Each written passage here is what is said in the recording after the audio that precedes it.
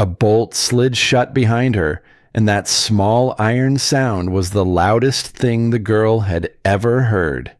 18 years old. One canvas bag. A coat that had never been warm enough. She stood on the porch and waited for the door to open again. It didn't.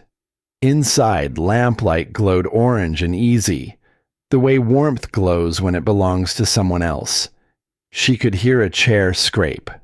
A voice that wasn't her uncle's. A woman, laughing low. The wind came down off the ridge like it had been sent for her. She had nowhere to go. She knew that already.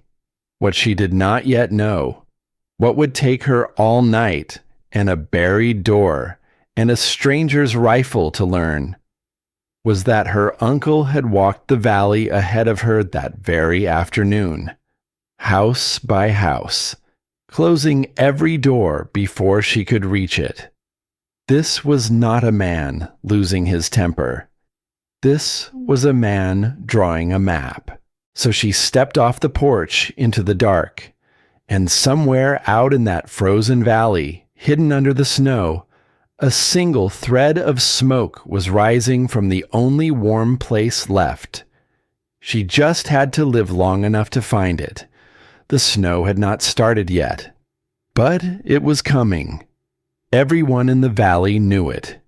You could feel it in the way the cold pressed down from the ridge, heavy and patient, like something deciding when to fall. The girl stood on the porch with a canvas bag held tight against her chest.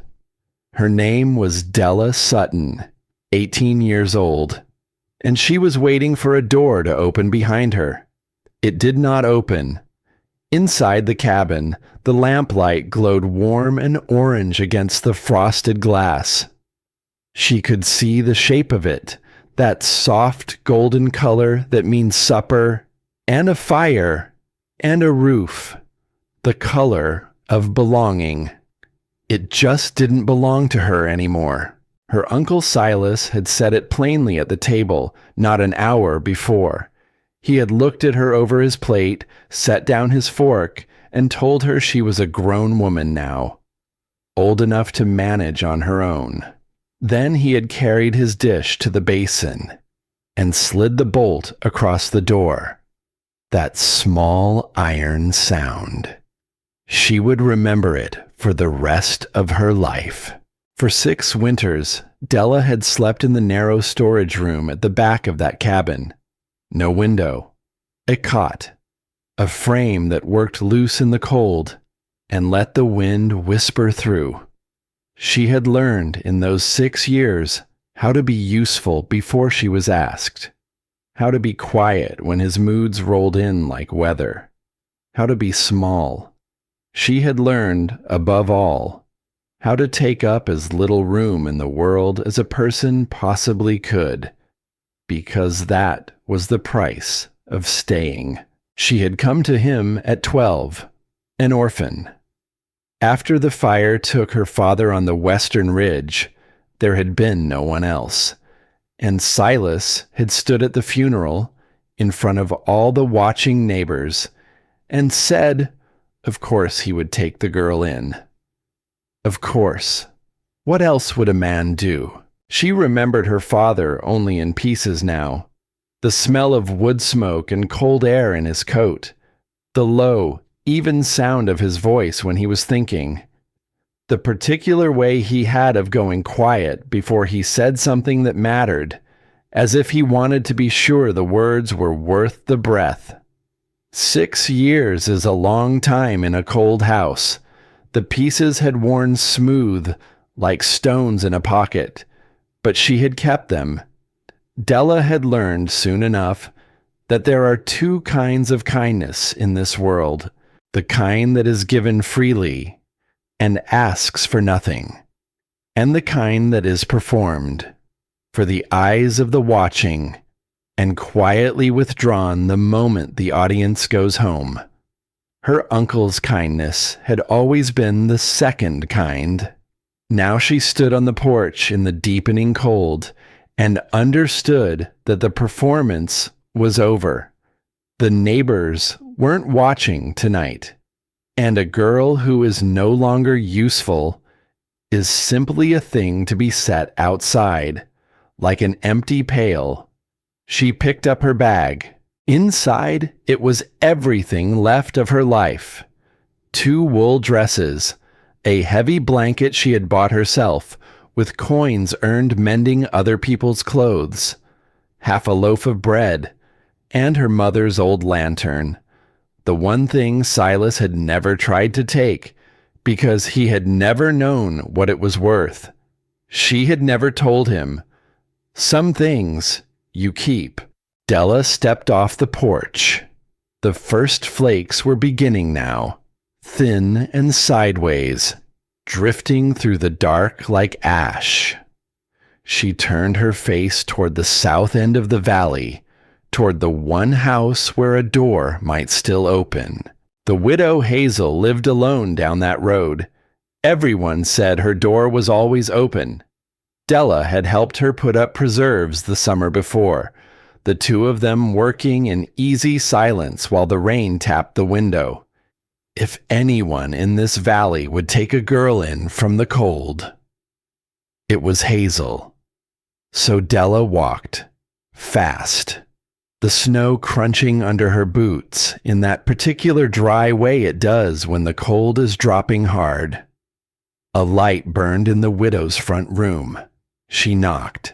The door opened, and Hazel stood there, looking at her, the way a person looks when they are surprised by something they were also, somehow, expecting. Behind her, the room was warm.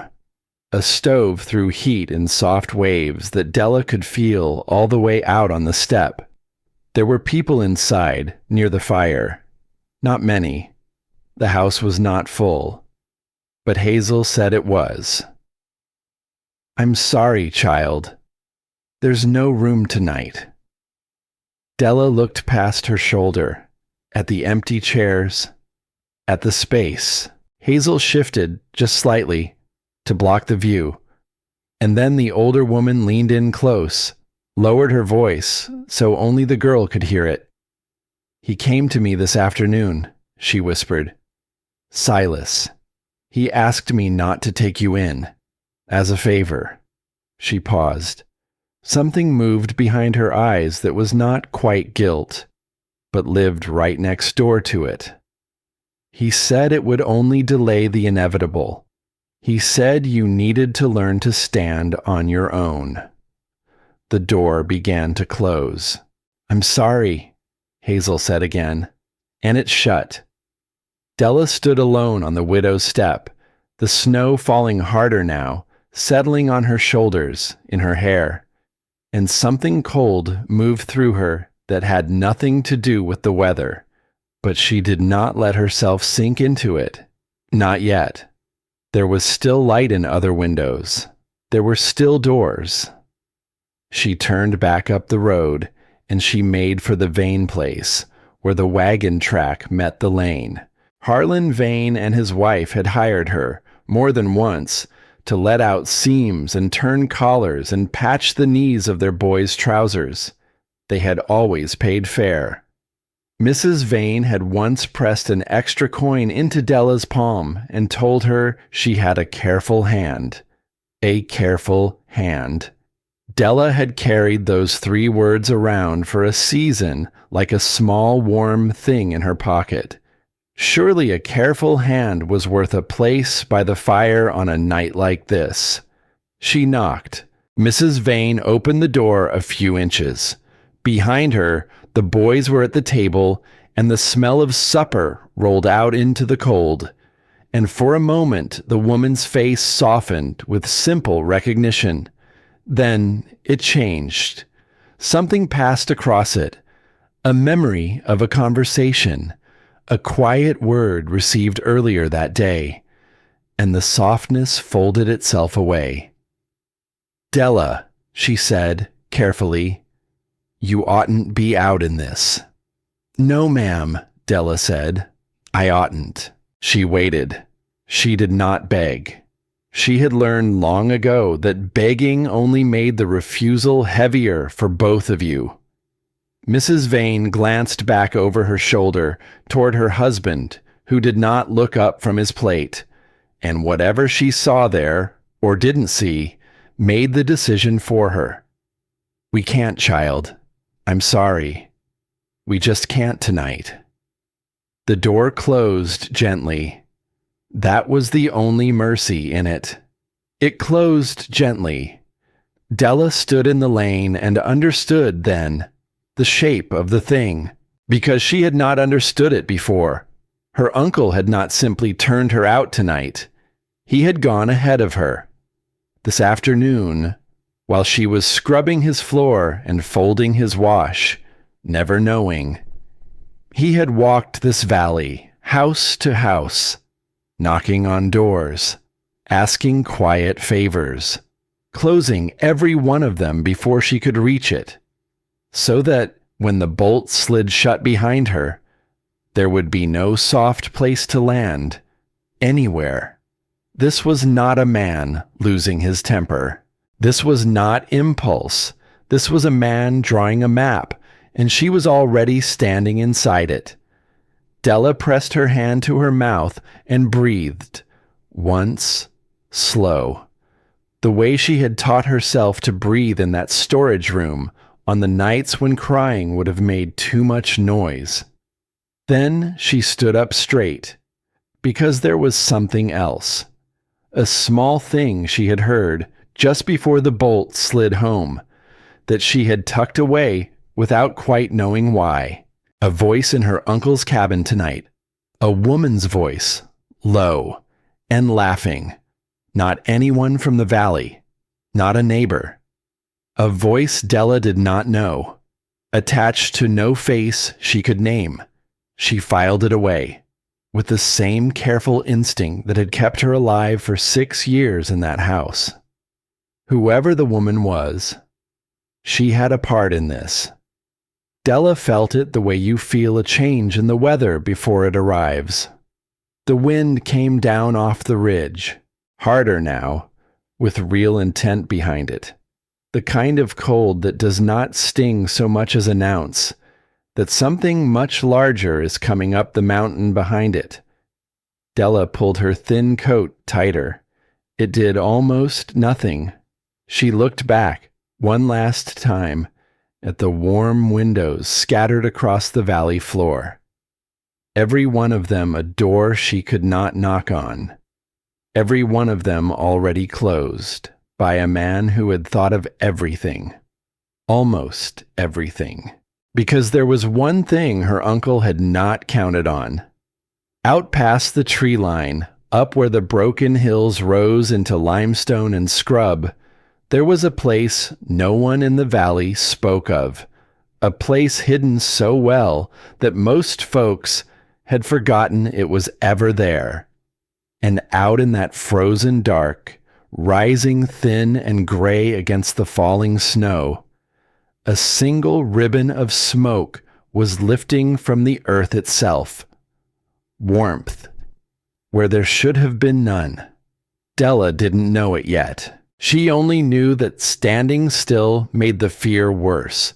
So she did the one thing left to a girl with nowhere to go and a storm climbing the mountain behind her.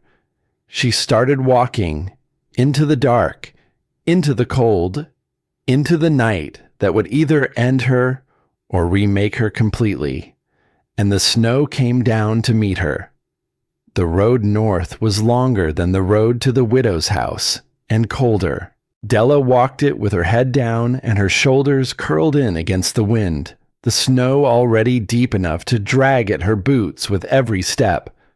The lantern banged softly against her hip inside the bag. Her mother's lantern, unlit. She would not waste the oil. Not yet. There was one more door in the valley she could try. The store at the north end of town. It belonged to a man named Otis Lang. He had run it longer than Della had been alive, and he was not a warm man. Not the way the widow was warm, but he was honest. And Della had always trusted his honesty more than she trusted other people's kindness. Honesty, at least, you could see coming. She reached the side door, the one that led up to his living rooms above the stockroom, and she knocked. Once, twice. On the third knock, it opened. Otis stood there, still dressed, a lamp in his hand, and the look on his face told her something before he said a single word. He had been expecting someone tonight. Just not her. "Come in out of it," he said. For a minute. The room behind him was warm and close, and it smelled of pipe smoke and the dry sweetness of a place that has stored flour and dried apples and good things for many long years. Della stepped inside. The heat touched her face, and for one moment her whole body ached toward it. But Otis did not ask her to sit. He stood beside his counter, and he looked at her the way a man looks when he is doing arithmetic in his head and does not like the sum. "He came by," Otis said finally. He didn't have to say who. "This afternoon. Said you might come knocking." The storekeeper turned a little toward the window, where the snow was coming down in earnest now. "Said you'd be better off learning to manage. Said there's family of yours on the far side of the mountain. Come spring, when the road's clear, a girl could find passage there. Come spring." As if spring were a real place a person could walk to tonight. Della stood very still in the warmth she was about to lose, and she asked him the only question that mattered. "Do you want me to leave?" Otis Lang did not answer her. He looked out at the snow for a long time, long enough that the silence answered for him, long enough that she understood. Then he turned back to the counter, and he picked up a cloth-wrapped bundle, a full loaf of bread, fresh from that morning, still holding a little of its own warmth, and he pushed it across the wood toward her. "Be careful on the road," he said.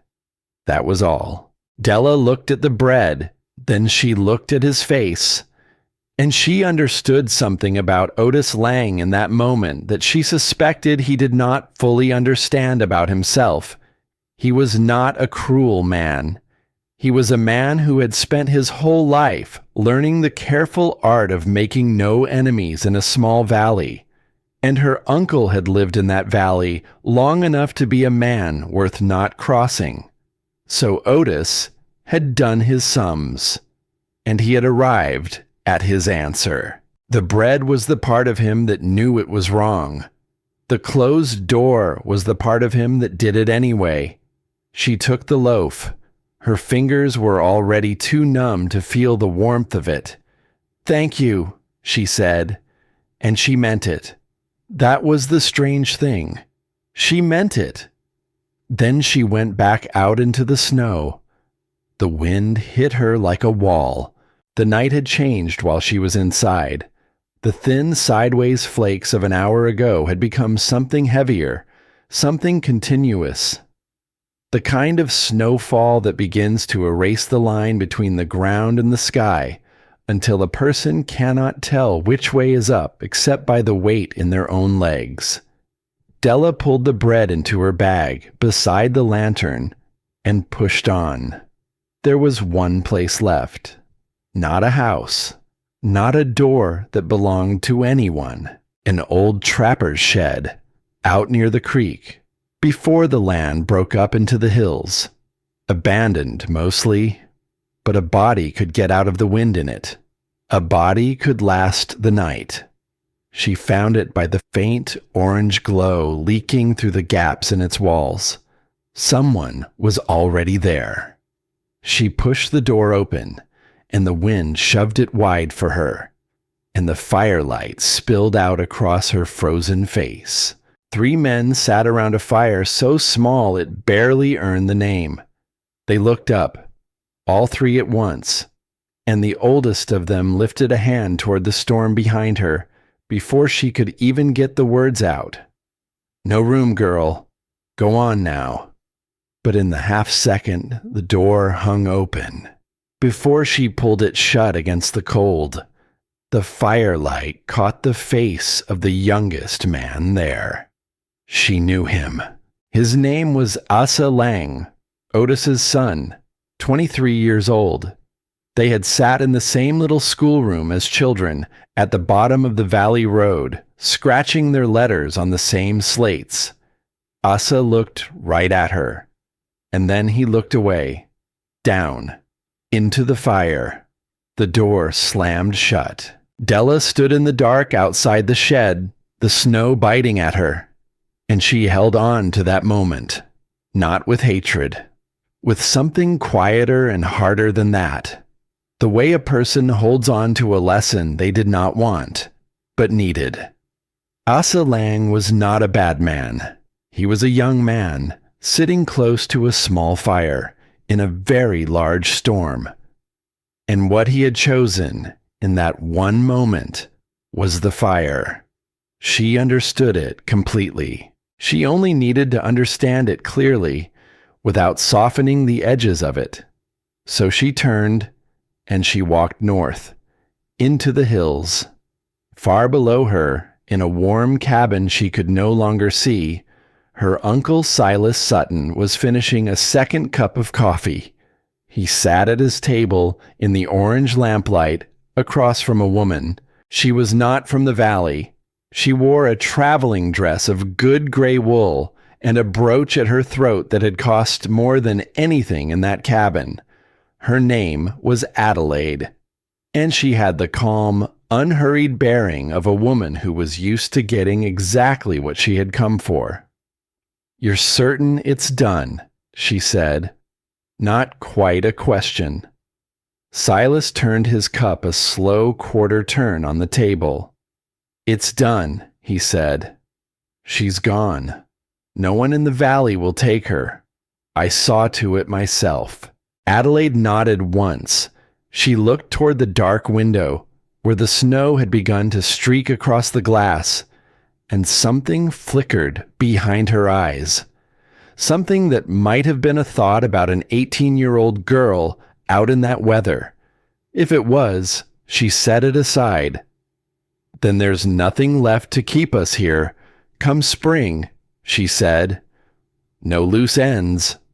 "None," said Silas. And he believed it.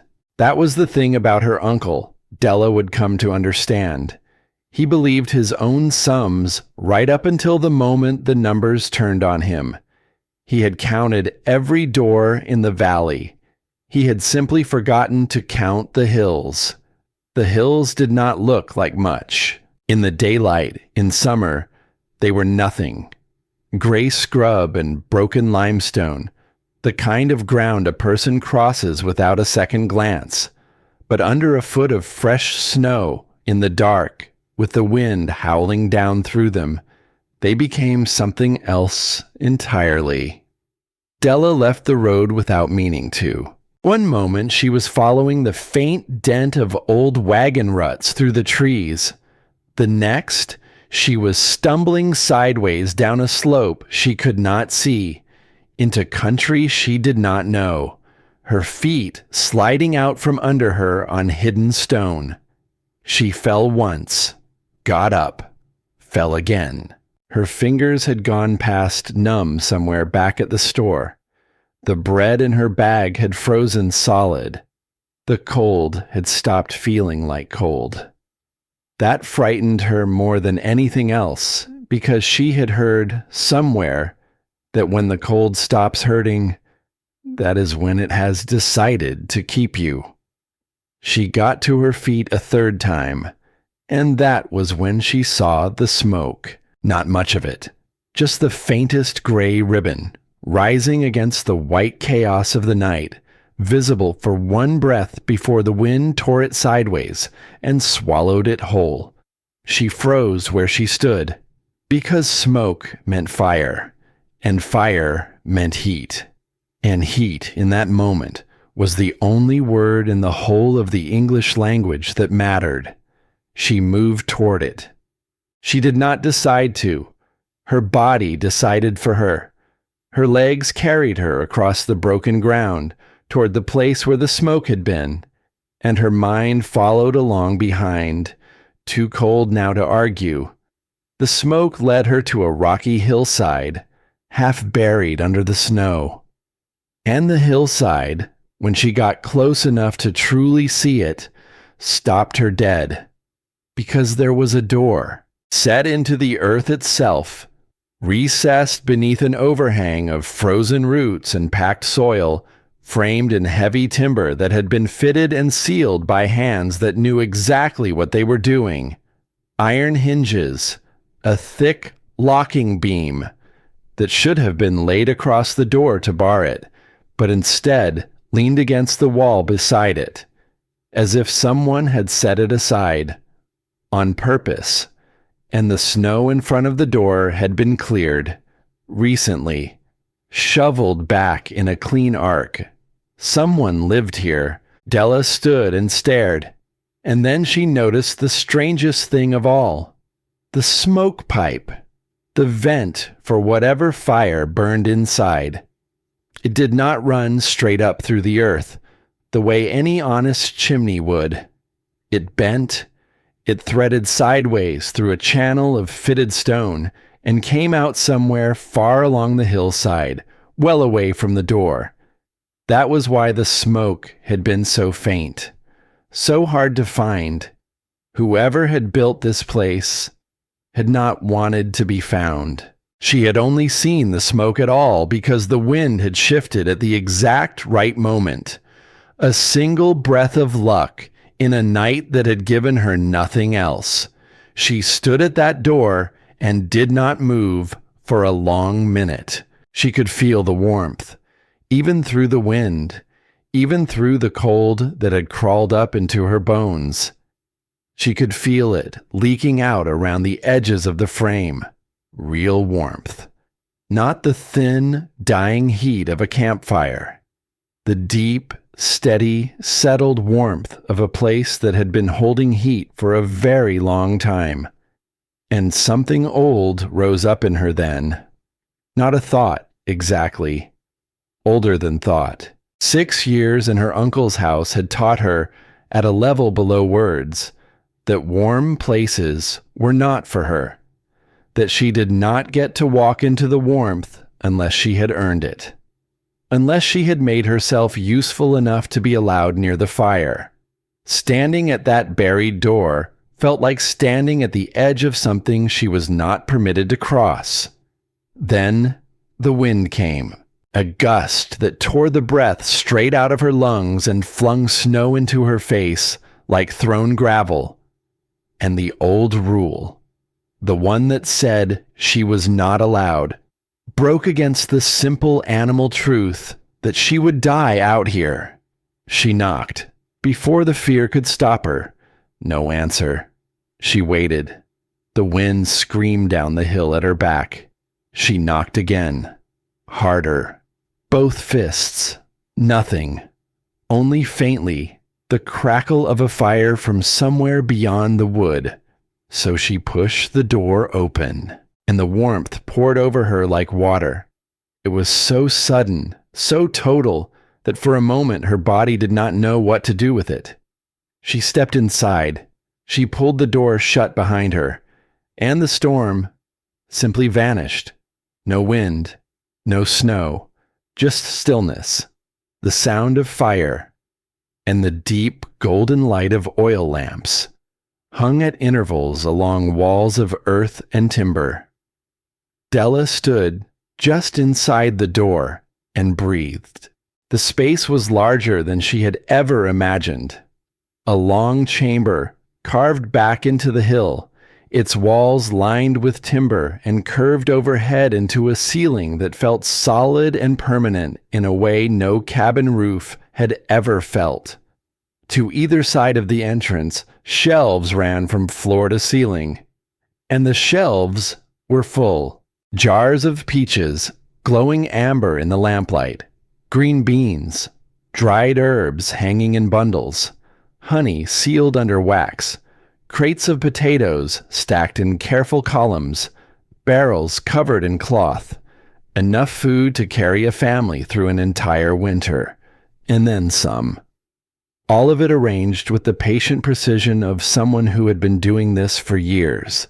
A cast iron stove burned steady in the center of the room.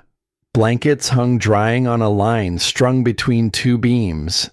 A table stood against the far wall, laid out with tools and books, and what looked like hand-drawn maps. Everything in its place, everything chosen. And on the wall nearest the back of the chamber, she saw it.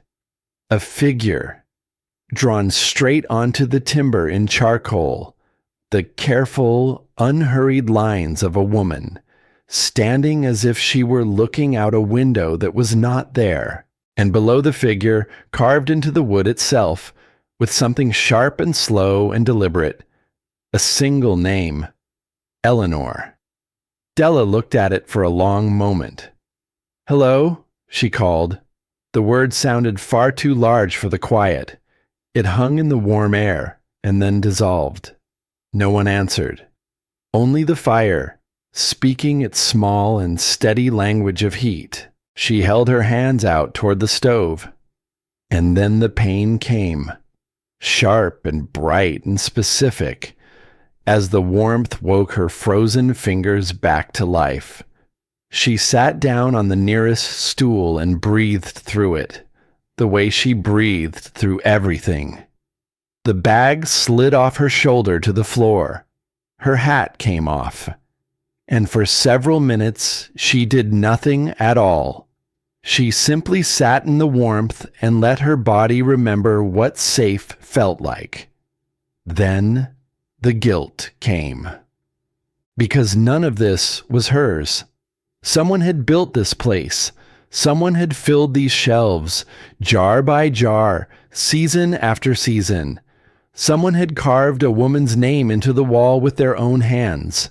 And that someone could come back at any moment and find a half-frozen stranger sitting at their stove. She told herself she would leave the second the storm let up. Even a little. She crossed to the door and cracked it open to check. The storm hit her face like a fist. She could not see the trees she knew stood 30 feet away. She could not see her own hand at the end of her arm. She would not last 10 minutes out there. She pulled the door shut, and she sat back down. While she waited, she explored, carefully, touching nothing she did not need to touch.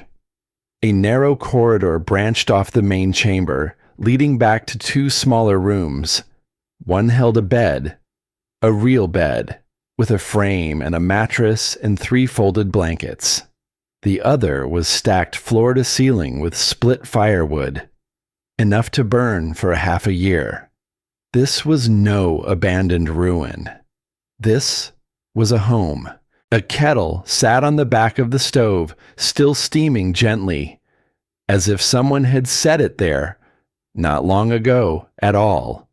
She was looking at that kettle when she noticed the tracks, wet snow, melting on the floor near the mouth of the back corridor.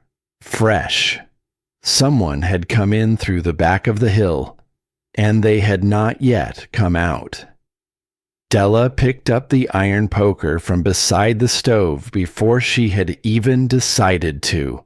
The sound came a moment later, a dull scrape deep in the corridor, the sound of something heavy being set down on stone, then footsteps, measured, unhurried, coming closer.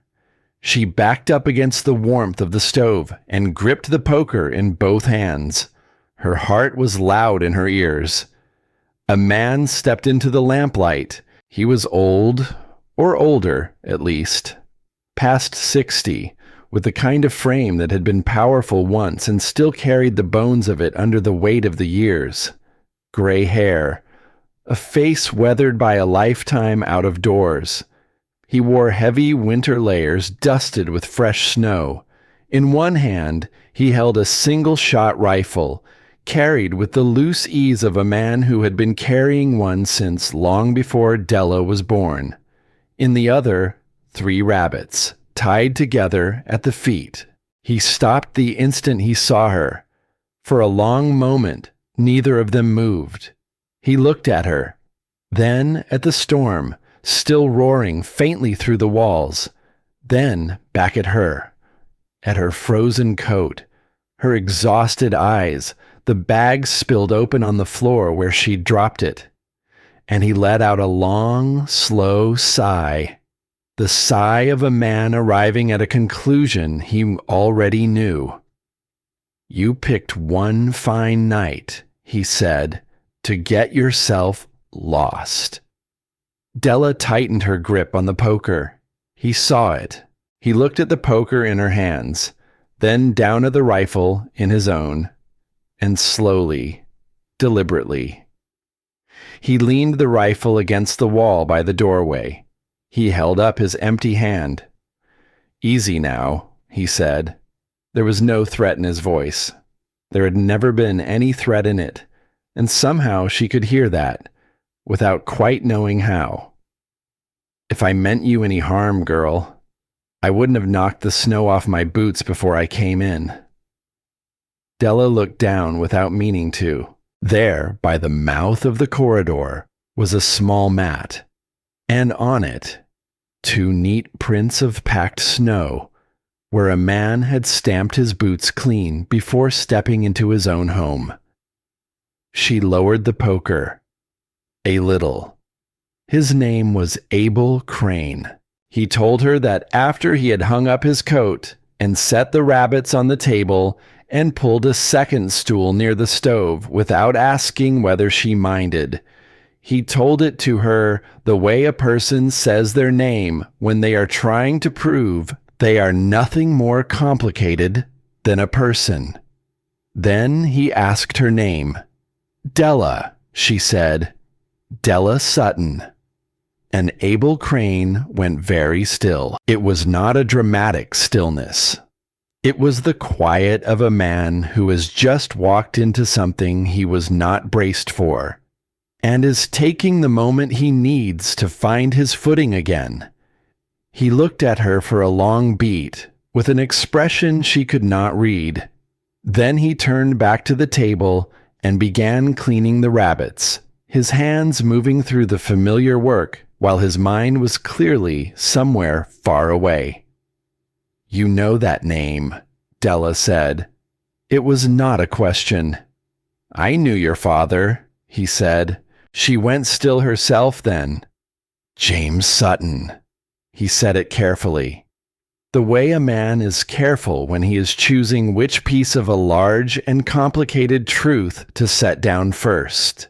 The stew came together slowly.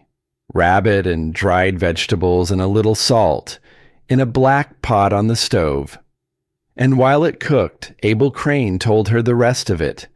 He spoke without looking at her for most of it, the way men of his years speak about hard things, addressing the fire or the tabletop, rather than the person across from them. Before he had ever come up into these hills to build this place, he said, he had lived down in the valley. He had kept a little money set by, and he had been known, in those days, as a man who would lend a hand to a neighbor in a thin season. Extend a little credit when the banks were too far and too cold to bother.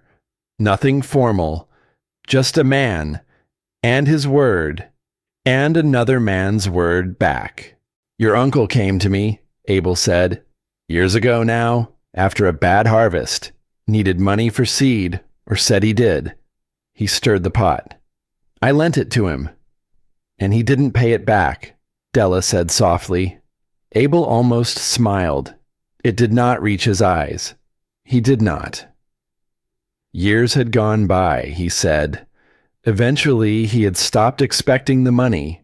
He had simply kept the line written in his ledger, not as a debt he still hoped to collect, but as an honest record of a man's character. Then, one morning, he said, someone knocked on my door.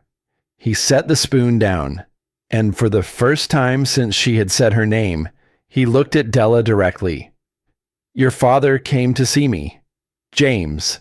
He put the full amount of the debt on my table, in coin, and he told me it was payment for what his brother owed. Della did not move. I asked him why, Abel went on. It wasn't his debt, wasn't his to carry. He shook his head slowly. You know what he told me? She shook her head. He said, because you're owed what's yours. The room was very quiet, only the stove and the muffled roar of the storm far above them. He didn't tell your uncle he'd done it, Abel said. Didn't tell a soul in the valley. He just paid a debt that wasn't his, and walked back out my door. He picked the spoon back up. I never saw him again. The fire took him before the spring. Della sat with it. She thought of her father, the few smooth stones of him she had left. And now there was a new one to add to the pocket. A man walking quietly into a stranger's house to settle a wrong that was not his to settle. Asking nothing for it. Telling no one. Doing right in the dark, where no audience could ever clap for it. That was the opposite of her uncle's kindness, she realized. The exact and perfect opposite. And then she understood something that turned the whole night cold and clear. She understood why her uncle had gone to the widow first, why he had gone to the store, why he had gone to the veins, why he had walked the whole valley closing doors before she ever started walking. Because Silas Sutton had lived for years with the knowledge that somewhere, in some old man's ledger, up in the hills, the truth of his character was written down in plain ink, paid for by the brother he had let burn in everyone's good memory while he kept the house. And Silas had known that if his niece ever ended up at Abel Crane's door, Abel would tell her. He had not been trying to throw her away tonight only. He had been trying to bury the evidence. Della looked at the carving on the wall. The woman. The single name beneath her. Who was Eleanor? She asked. Abel was quiet for a long time. Then he told her. About his wife. About a winter long ago, when a storm came down off the mountain without enough warning, and buried their cabin in the hours while he was out checking his lines. He had come home to find the door blocked, the windows dark. He had dug with his bare hands, in a cold that turned skin white in minutes. He had dug for a long, long time. He did not say what he found. He did not have to. I built this place after, he said, one wall at a time. Took 12 years. He looked at the carving. Not to keep myself safe. I never much cared about keeping myself safe after. He paused. I built it because the only other thing to do was nothing. And I couldn't do nothing. Not with what I was carrying. So he had dug into the side of a hill, year after year. He had fitted the timber and bent the chimney sideways so no one would find him. He had filled the shelves against a winter that, for him, had already done its worst. He had built a warm place, because he had not been able to save the one warm place that mattered. Della ate the stew, slowly. It was the best thing she had tasted in 6 years, and that had almost nothing to do with the food. Abel sat across from her and looked at the woman on the wall. The wife who had never seen this place, the reason it existed at all. And outside, far above them, the storm threw itself against the hill and could not get in. That night, Della lay in the small room off the corridor, on the real bed, under 3 blankets, and listened to the wind tear at the world above her. Through the gap in the door, She could see Abel at the table, an old ledger open in front of him. He was not reading it. He was looking at it the way a person looks at something they have carried too long and are no longer sure they need to keep carrying. He picked up a pencil, and on the last page, in a small, careful hand, the hand of a man who had learned to make his words last, he wrote a single line. His fingers trembled as he wrote it. She was too far to read the words, but she saw him set the pencil down, and she saw him close the ledger, and she saw him sit for a long while in the lamplight, with one hand resting flat on the cover, the way you might rest a hand on someone's shoulder. Della watched until her eyes would not stay open, and then, for the first time in 6 years, she slept in a room with a door that locked from the inside, a door that no one could bolt from the other side. Her body did not quite know what to do with that. It had spent so long bracing against the morning that safety felt almost like a language it had forgotten how to speak. But it remembered, slowly, the way frozen ground remembers when the first warmth of spring finally reaches down into it. The storm did not let up. If anything, in the deep hours of that night, it grew worse, settling over the valley and the hills with the patience of something that meant to stay a while. And down in the cabin at the edge of the Sutton land, behind a bolted door, a lamp still burned. Silas could not sleep. He told himself it was the wind.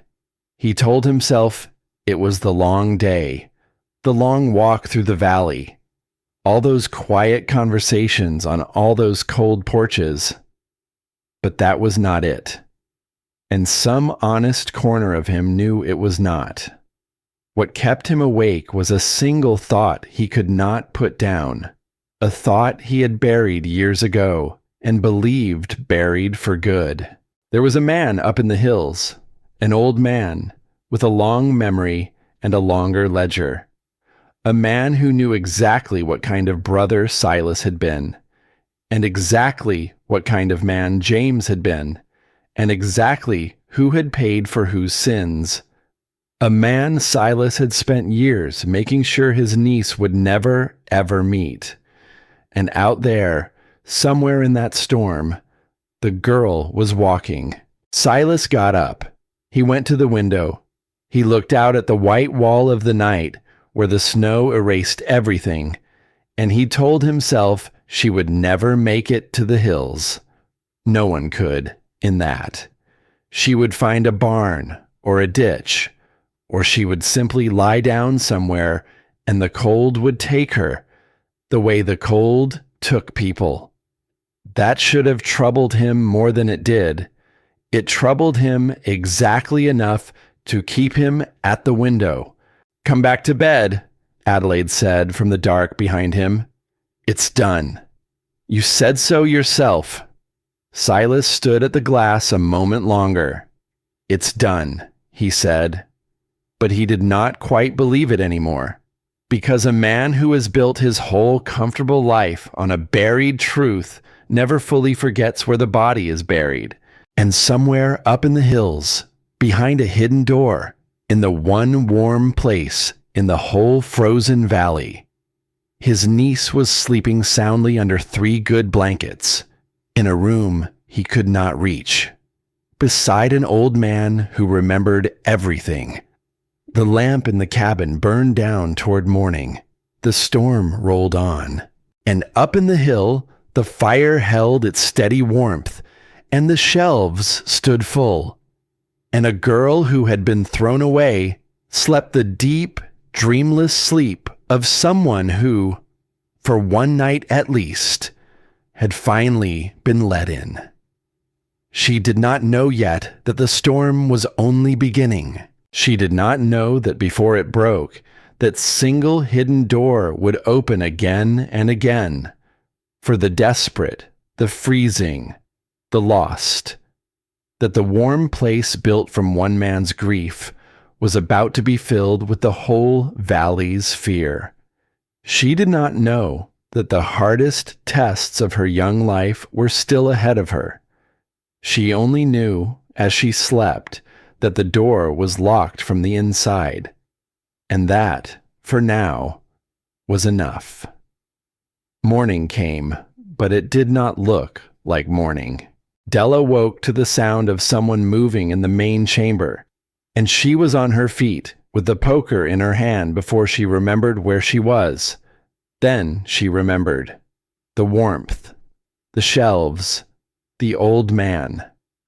She set the poker down quietly, ashamed of how fast her body had reached for it. 6 years teaches a person to wake up afraid. It does not unteach them in a single night.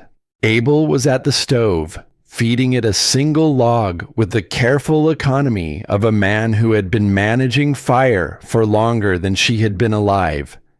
He did not look up. On the table, the old ledger sat closed, pushed to the far edge, as if he had finished whatever he had to say to it the night before. "Sleep?" he asked. "Yes," she said, and was surprised to find it was true.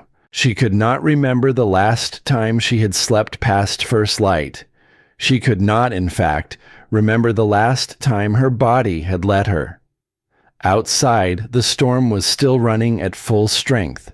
She knew it before she crossed the room because she could feel it through the walls. A low, steady pressure. The whole hill leaning into the weight of it, the way a hand braces against something thrown hard. Abel opened the outer door, just a crack, and looked, then shut it again. The snow had climbed another foot up the entrance since the night before. The valley below was simply gone, swallowed into a white that erased the line between earth and sky. He stood looking at the closed door for a moment. "3 cabins down there," he said, not turning around. "Far side of the creek. They didn't lay in enough wood before this came." He paused. "I watch, every fall. Who cuts early? Who cuts late? Who patches a roof? And who lets it go?" His voice was quiet. "Never found much use in the knowing. Until now." Della crossed to stand beside him. She did not ask how he knew these things.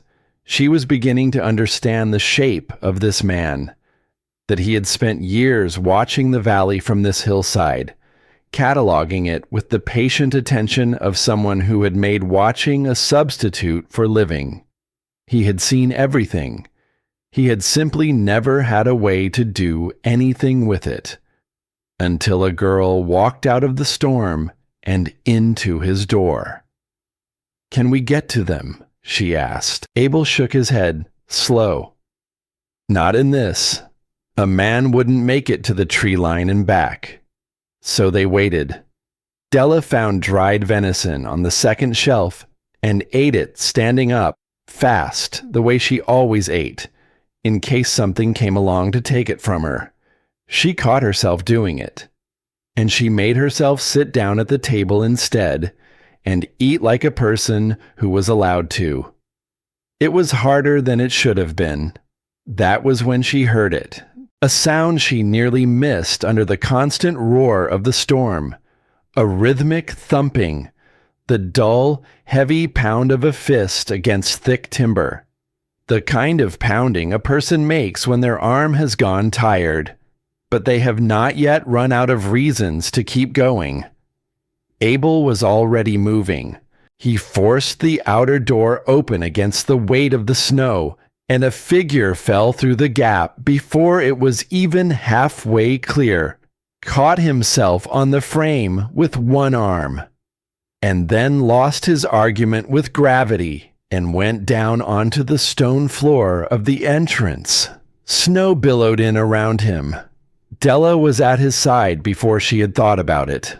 The man was big, a broad back and heavy shoulders, a working man's build. His lips were the wrong color. His eyes were fighting hard just to stay open. Abel got him under one arm. Della took the other. And between them they hauled him to the stool nearest the stove, and Della had blankets around his shoulders before he had stopped shaking enough to speak. She knew his face. Tobias Boone, the blacksmith from the south end of the valley. A quiet man, reliable, the kind who worked with his hands all day and had little need to fill the air with words. He was 31. He looked 20 years older, right then. "Easy," she said. "Easy. You're inside. You're safe." His stove had gone out in the night, he told them. Once his teeth had stopped chattering enough to let the words through. The wood was wet, or the flue had clogged, or both. And by the time the cold woke him, the cabin had dropped too far to start the fire again without dry timber he did not have. He had walked out into the storm to find help. He did not know how long he had walked. He had walked with his eyes nearly shut against the wind until his shoulder hit the door frame, the first solid thing he had touched in what felt like a very long time. Della pressed a cup of warm broth into his hands. He drank. He breathed. The color crawled back into his face by slow degrees, and then he looked up, and he said the thing that changed the whole shape of that morning. "My sister's still at the cabin." The words landed in the warm chamber like a stone dropped into still water. "Wren," he said. "She's 14. I left her there. I had to. It was the only way to bring back help. And a girl that age. She's tougher than she looks. I told myself she'd be all right. I told myself." He didn't finish. Because telling yourself a 14-year-old will be all right alone in a freezing cabin is a thing a man only says when he has no better choice. And he knows it. Abel looked at Della. Della looked at Abel. The look lasted about 2 seconds. And in those 2 seconds, a whole conversation happened. Abel was past 60. His hands ached in the cold.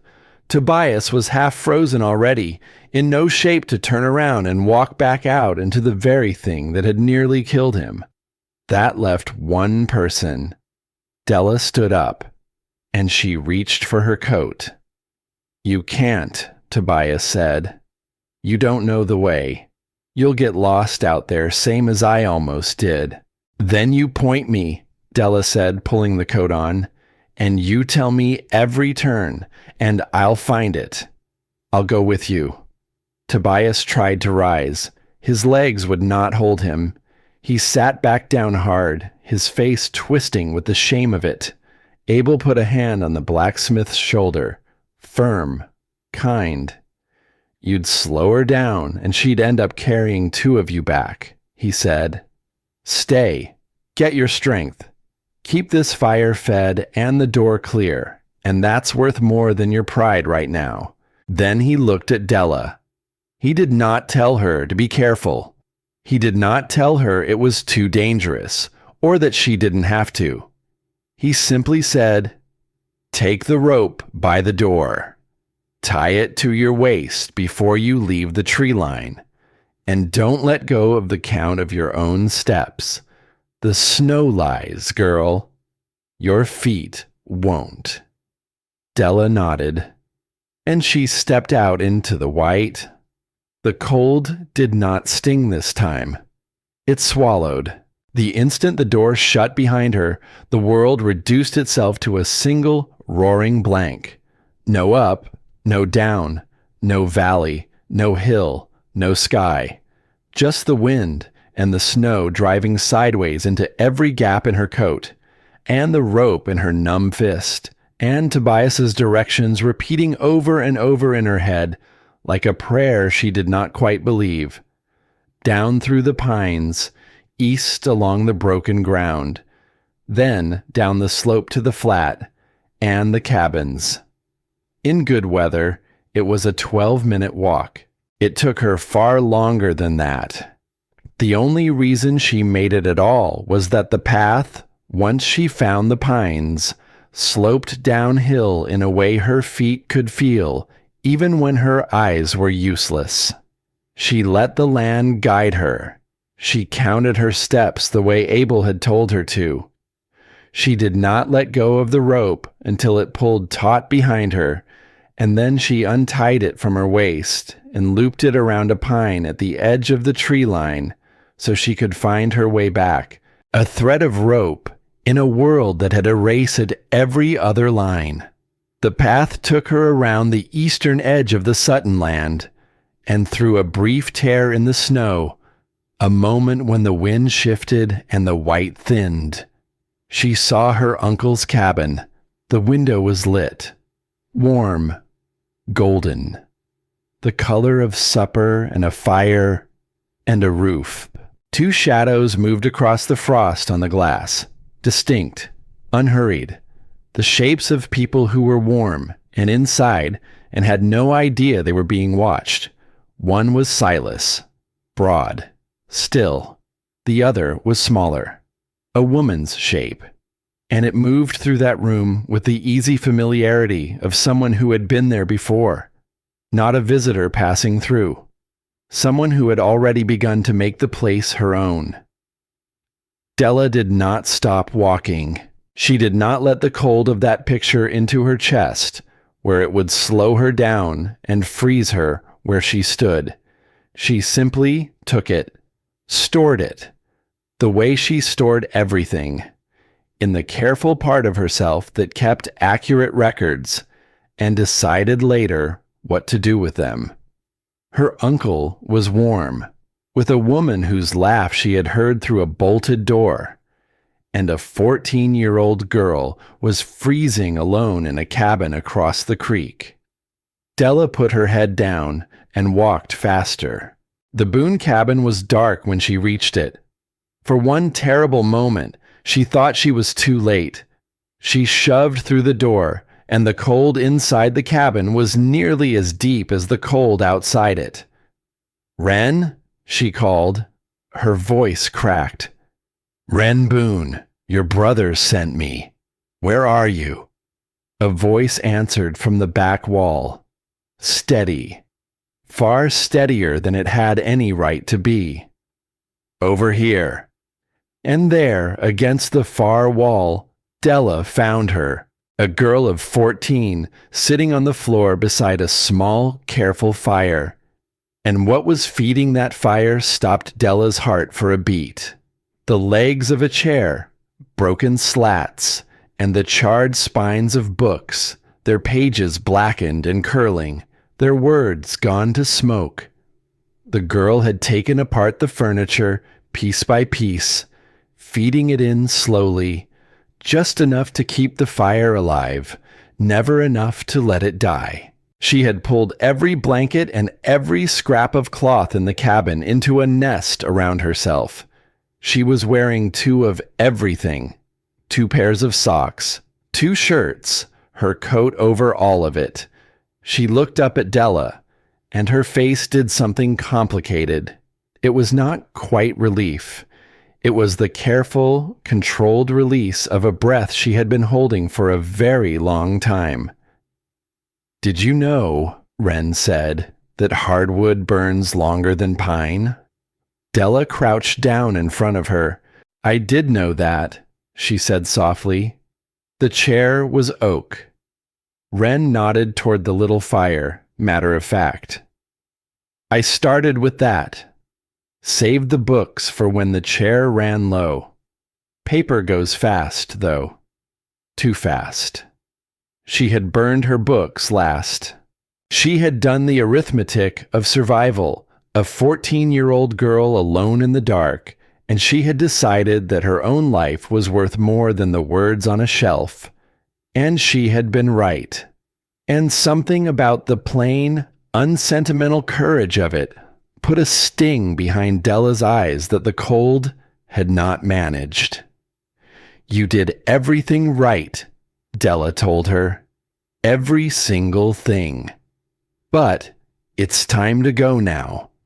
Can you walk? Wren was already pulling her mittens on. I've been ready since Tobias left, she said. I just had to last long enough for somebody to come. She had not been keeping that fire for warmth.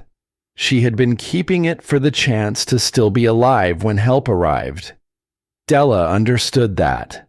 With a precision that had nothing to do with thinking, she had spent 6 years keeping small fires of her own in a cold house for exactly that reason. To last. To still be there. Then let's go, she said. Stay close, hold my coat, and don't let go for anything. They went out into the storm together. The way back was worse than the way there.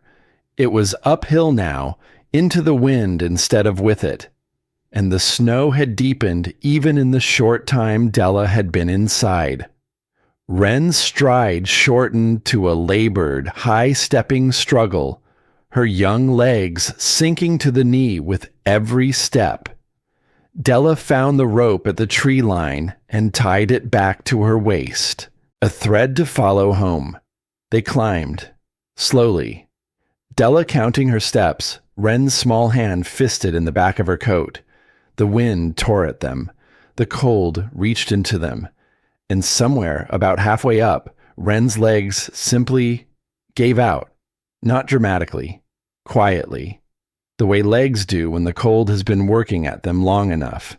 When the body, without any fuss, simply declines to continue. The girl went down into the snow. Della stopped. She turned.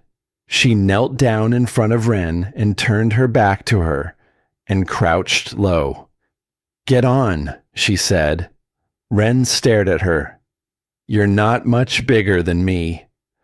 I'm taller, Della said, and I'm stubborn. Get on.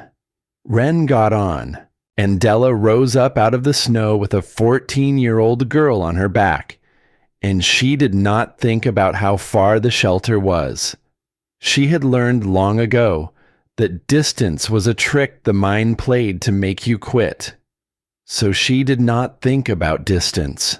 She thought about one step, and then the next step, and then the one after that, which is the only useful way to think about anything that is hard and necessary and cannot be put down. Step, the rope taut in her fist. Step, Wren's breath warm against the back of her neck. Step, the wind screaming, finding every gap. Step, the faint downhill pull of the path, then the level, then the rise toward the hill. Step, step, the door. They came through it together, the three of them tangled up and shedding snow, because Tobias had hauled himself to the entrance the moment he heard the rope drag and pulled them both inside with the last of his strength. The storm vanished behind the door, and the warmth poured over them like water. Wren slid off Della's back onto the stool by the stove, and Abel had blankets around her before she had fully landed, and Tobias dropped to his knees in front of his sister and held her face in his big, trembling hands, and could not say a single word. Della stood by the door, snow melting off her in a slow puddle, her chest heaving, her hands so numb she could not feel the rope she was still gripping, and Abel looked at her. He did not say anything either. He just looked at her the way a person looks at something that confirms a thing they already believed. There was stew on the back burner. He had started it while they were gone, because he had been reasonably sure they would come back, and that they would come back cold. The pounding on the door started again that afternoon, and it did not really stop after that. They came one at a time, and then in pairs, and then in small clusters of families, drawn through the storm by some imprecise, desperate transmission that moves between frightened people in close country Not quite a message. More like a current. Word had gotten out. There was warmth in the hillside. That was all anyone needed to know. Each arrival followed the same pattern. A sound at the door, barely heard over the wind. Abel or Tobias forcing it open against the snow. A figure stumbling or falling or being half carried through the gap. And then their faces, moving through the same stages every single time. Exhaustion. Then a kind of stunned disorientation as their bodies registered the stillness. And then, the moment the warmth truly reached them, something that looked almost like pain. A sudden, helpless loosening of every muscle that had been doing nothing but holding them together. Among the first to come was an old man named Ned Harlow, who had farmed a thin patch at the foot of the ridge his whole life and buried a wife and 2 grown sons over the years, and outlived them all. He came in alone, leaning on a stick, his beard white with ice. He would not take the stool nearest the fire. He insisted it go to the children. And when Della tried to put a blanket round his shoulders, he caught her wrist with a hand like old rope and said, "Don't you fuss over me, girl. I've seen worse winters than this." Then he sat down against the cold wall, the farthest from the stove, and watched everyone else get warm before he let himself feel it. She would learn that about Ned Harlow over the days that followed, that he had decided somewhere along his long life that comfort was a thing other people deserved before he did. It was not humility, exactly. It was a kind of armor, and it was not so very different from the armor Della herself had worn for 6 years. She gave him the warmest corner anyway. She just waited until he was asleep to do it, and moved his blanket then, so he could not refuse. Then, near dusk, came a young mother. Her name was Sarah Pelt, and she could not have been more than a year or 2 older than Della herself. She came through the door with a bundle held so tight against her chest that for a moment Della thought it was only blankets, until the bundle made a thin, exhausted sound, and Sarah's face came apart. A baby, months old, blue at the lips. "Please," the young mother said. It was the only word she had left. "Please." And the whole warm chamber went still, because everyone in it understood at once how thin the line was, in a cold like this, between a baby's cry and a baby's silence. Della did not panic. She had learned long ago that panic was a luxury for people who had someone else to do the work. She took the child.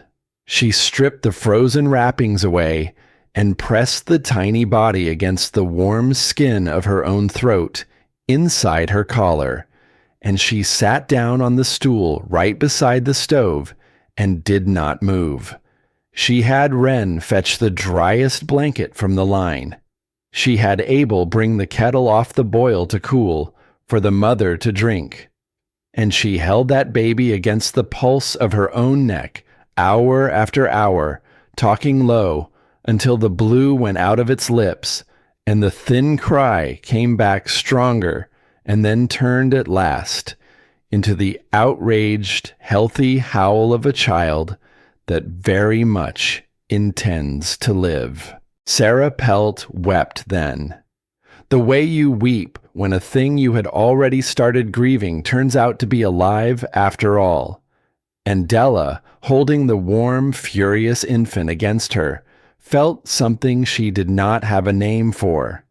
She had spent 6 years being told, in 100 small ways, that she took up too much room in the world, that she was a thing to be tolerated, managed, set outside when no longer useful.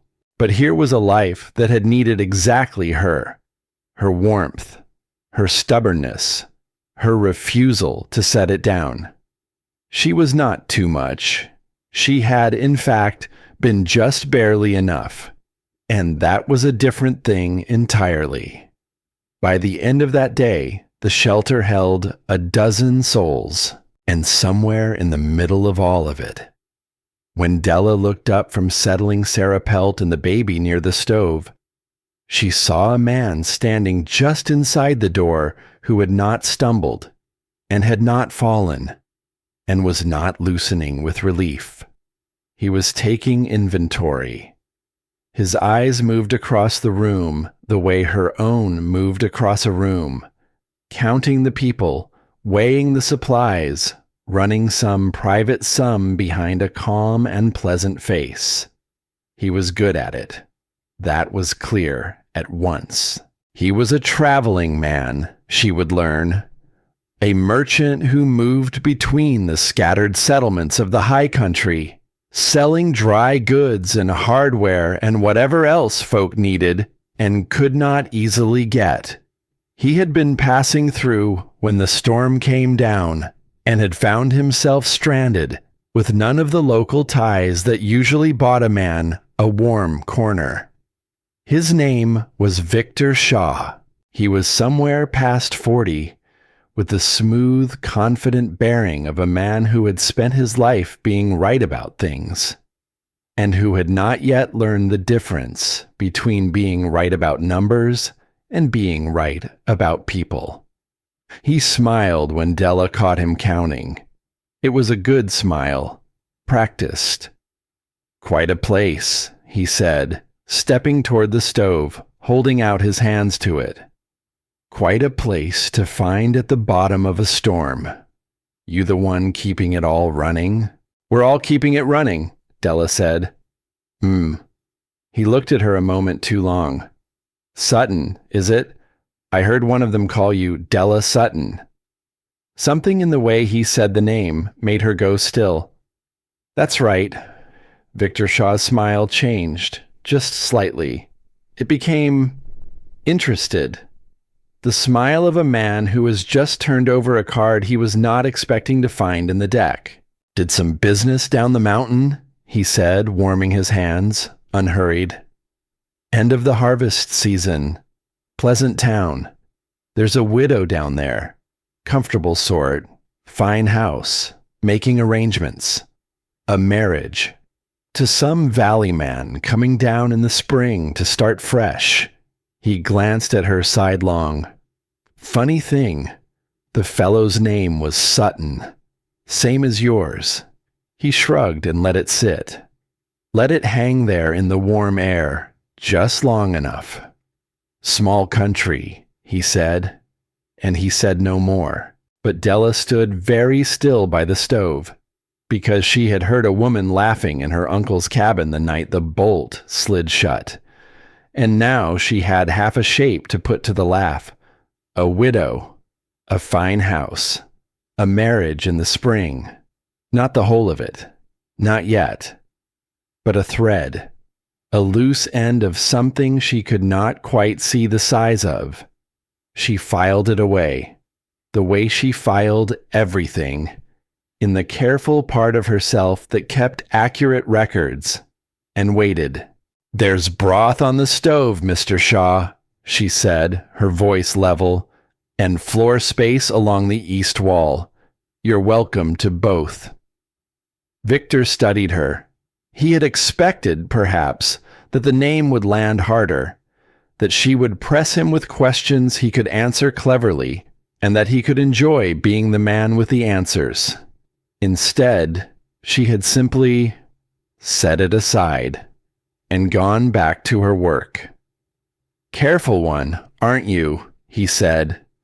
"I've had to be," said Della, and the storm pressed down on the hill above them, hour after hour, with the patience of something that meant to test every soul beneath it. The shelter held, the fire held, and the girl who had been thrown out into it like an old debt moved through the warm chamber, counting heads and counting jars, learning the weight of keeping other people alive. with no idea yet that the hardest test of all was still climbing the mountain toward them. By the second day, there were 10. By the morning after that, 14. They came guided by nothing more than rumor and desperation, that strange current that moves between frightened people in hard country, and the warm chamber that Abel Crane had built for 2, maybe 3, now held more souls than it had ever been meant to hold, and someone had to keep it from coming apart. Della did not wait to be asked. No one elected her. No one stood up and said the girl should be in charge. It was simpler than that. She saw the small ways the place was beginning to fray. The food disappearing faster than anyone was tracking. The fire burning low in the deep hours because no one had been told to watch it. The children getting cold in the corners while the adults crowded the stove. And she had spent her whole life watching things fall apart by slow degrees. She was done watching, so she took a clean notebook from Abel's table, and she went down the shelves jar by jar, crate by crate, and she wrote down everything that was there. Then she did the figures. 14 people, soon to be more. And she worked out a ration that would stretch the food across far longer than anyone thought the storm would last. She set a rotation for the fire watch, so it would never again burn down to coals in the night.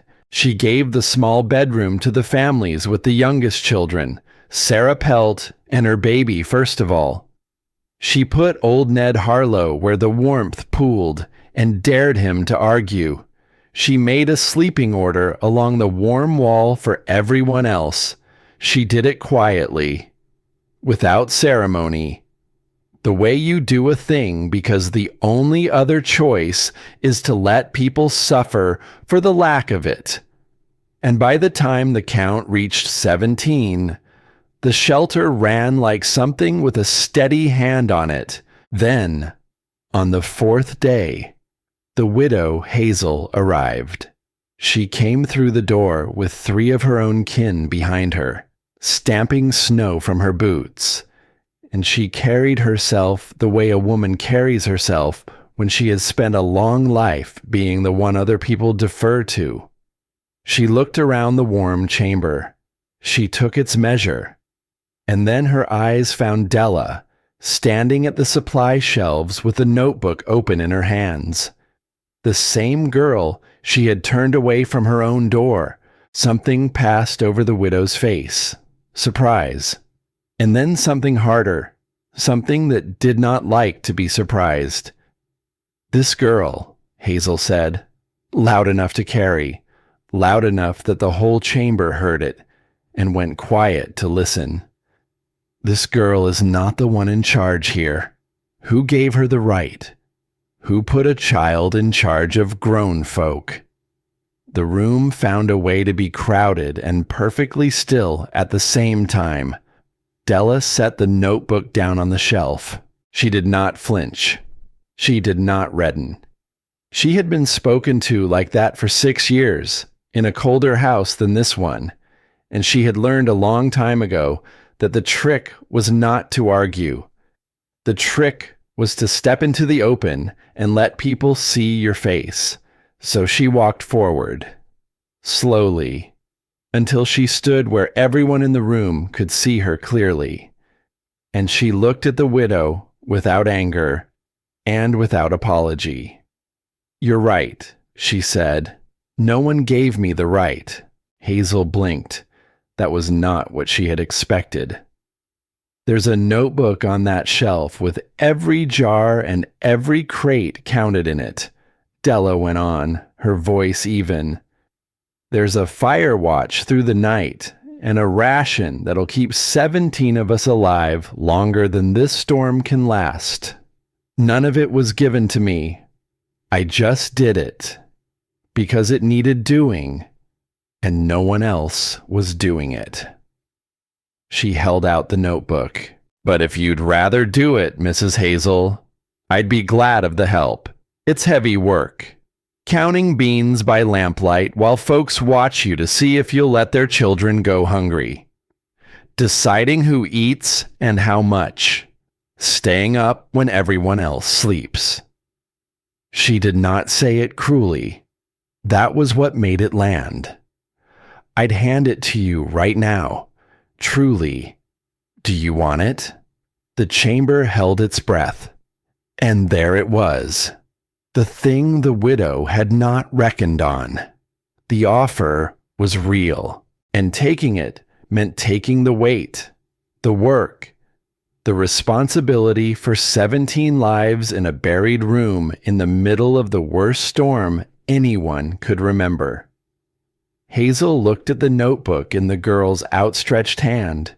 She looked at the children near the stove, at the careful columns of figures she could just make out on the open page, at the steady, tired, unafraid face of an 18-year-old girl who had been doing the thing the widow had just questioned her right to do. And Hazel understood, the way the whole room understood, that the person who had actually been keeping them all alive was the girl she had left out in the cold. Slowly, she lowered her eyes. No, the widow said, quietly now, the performance gone out of her voice. No, go on. You're doing it well. She did not say she was sorry. Not then. Some apologies are too large to fit through the mouth all at once, but she sat down, and she did not question Della again. From the shadows by the back corridor, Abel watched the whole thing without moving. He did not need to say anything. The set of his shoulders said it for him that he had been right about this girl from the first night, and that he was glad of it, down in some old and quiet place that had not been glad of much in a very long time. It was the girl Wren who came to Della 2 evenings later with the next trouble. She found her in the supply room and spoke low, the way a person speaks when they are not sure they are allowed to say the thing they have seen. "There's a man," Wren said. "Mr. Shaw.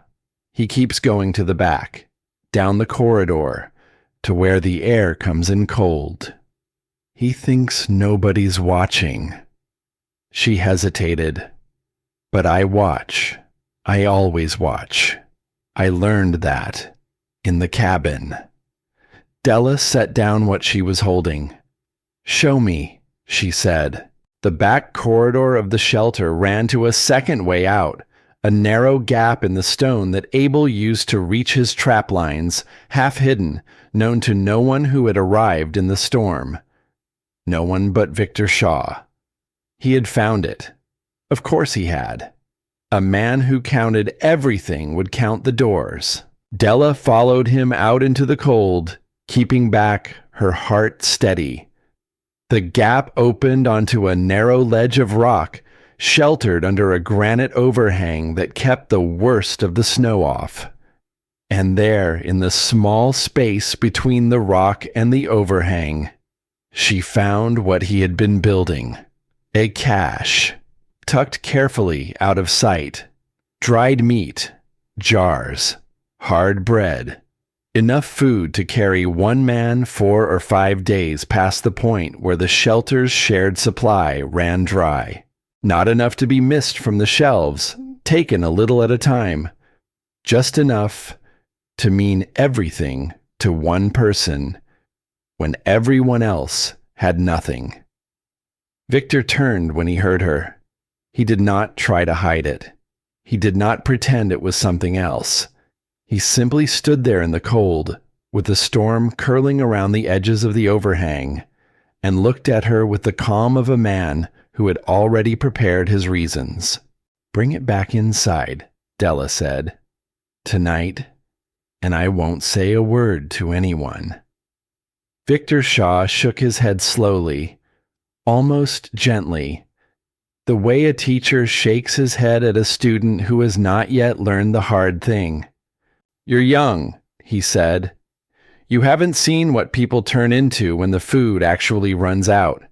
Not short rations, gone. Empty shelves. I've ridden through country after a long winter. I've seen what neighbors do to each other when there's nothing left. He gestured at the cash. This isn't greed, girl. This is a man who's watched the bottom of the barrel before and means to still be standing when it comes. Della listened to all of it, and when he was done, she did not raise her voice. She told him something instead. A few nights ago, she said quietly, I was put out into this storm with half a frozen loaf of bread and a lantern I couldn't light by a man who'd gone ahead of me, door to door, making sure not one soul in this whole valley would take me in. The wind pulled at her coat. She did not seem to feel it. So you can stop telling me what people turn into when they're afraid. I've seen it. Up close. I've been on the wrong side of those sums. Victor was very still now. And here's what I know that you don't, Della said. I know what hunger looks like on a person's face. Not in numbers, Mr. Shaw. On a face, because I've worn it. And the one thing I know for certain is this. It never makes the people around you stronger. It makes them less. All of them. Every time. She took a breath. You're not wrong that people change when they're afraid enough. But you're standing out here in the cold, building the change yourself, with your own hands, before the fears even come for us. She looked him dead in the eye. Bring it back. For a long moment, the storm was the only sound. Victor Shaw looked at her the way he had looked at the supply shelf the day he arrived, counting, weighing, arriving at a conclusion. And then, slowly, he bent down and picked up the cash. He carried it back inside, without another word. She told Abel that night, while the rest of the shelter slept. He listened without surprise, which told her he had suspected something like it all along. He's not wrong, Abel said at last, low. People do change when they're frightened enough. I've seen it too. I know, Della said, but he wasn't waiting to see if it had happened. He was building it, on purpose. She stared into the stove. Being scared is one thing. Deciding to feed it, that's another. Abel was quiet a moment. Then he nodded once, and that was the end of it. It was later that same night, the storm still pressing down, the 17 of them breathing slow in the dark, that Abel finally told her about Eleanor, not the loss. She had heard that part already, the first night, the buried cabin, the digging in the dark.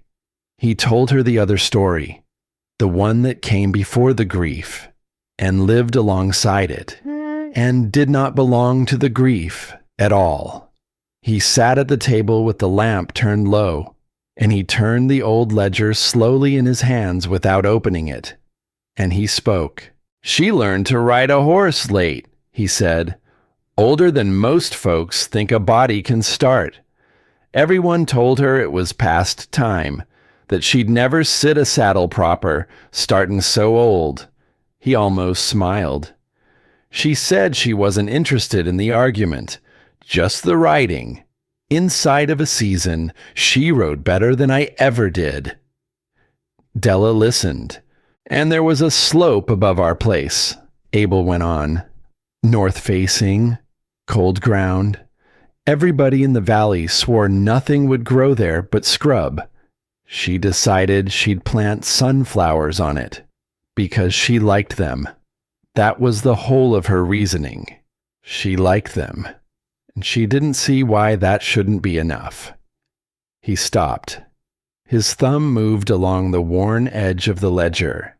They all told her they wouldn't come up, not on that slope. not facing the wrong way. His voice went very soft. And the next summer, they came up anyway. A whole stand of them, tall as a man, turned toward the light, stubborn and bright and not the least bit interested in what the valley had to say about it. The fire shifted. She didn't live to see that second summer, Abel said. The winter took her first. He looked up at Della. But they grew anyway. I saw them. I stood on that cold slope nobody believed in, and I looked at a whole field of sunflowers that had no business being there. He did not finish the sentence. He did not need to. Della understood. She looked then at the small window Abel had cut into the east wall of the chamber, a narrow rectangle of glass, just large enough to show a strip of sky.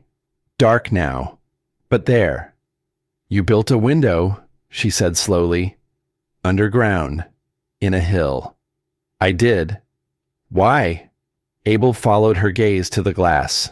So whoever's down here, he said, in the dark, with the storm on top of them, can see there's an outside, that the sky's still up there, waiting, that this is a place you come into out of the cold, not a place you get shut into. He paused. A shelter, girl, not a grave. There's a difference, and the difference is a window. He had built it for Eleanor, for a woman who had been shut in by the snow, in the dark, with no window to show her the sky. He had built the window she never had. Della sat with that for a long time, and then she did something she had not done in 6 years. She let herself be moved by a thing, openly, in front of another person. She did not fold it down small and hide it away. She let her eyes fill, and she let Abel see them fill. And she did not apologize for it, because she was beginning at last to learn the lesson that the shelter had to teach, that a warm place was not something you had to earn by being useful enough, or quiet enough, or small enough to deserve it, that some people build warmth and then simply leave the door unbarred for whoever the cold sends their way. The widow had questioned her right to be there. The merchant had tried to take more than his share. But the old man had cut a window into a hill so a frightened girl could see the sky.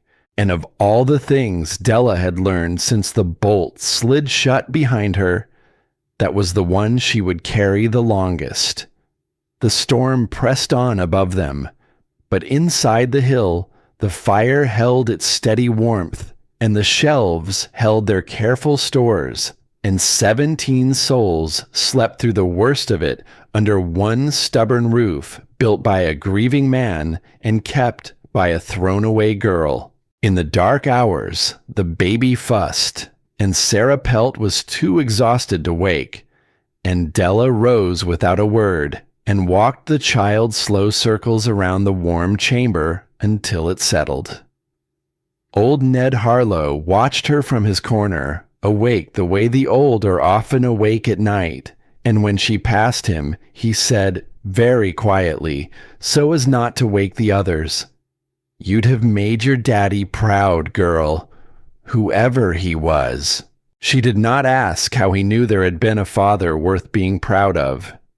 She only held the sleeping baby a little closer and kept walking her slow circles, and let the words settle somewhere down inside her where the cold had lived for 6 years. And somewhere in the dark, Wren crept across the chamber and lay down near Della's empty blanket, waiting for her, the way a younger sister waits for an older one. And when Della finally lay back down, she pulled the blanket over the girl's shoulders without even thinking. A small thing.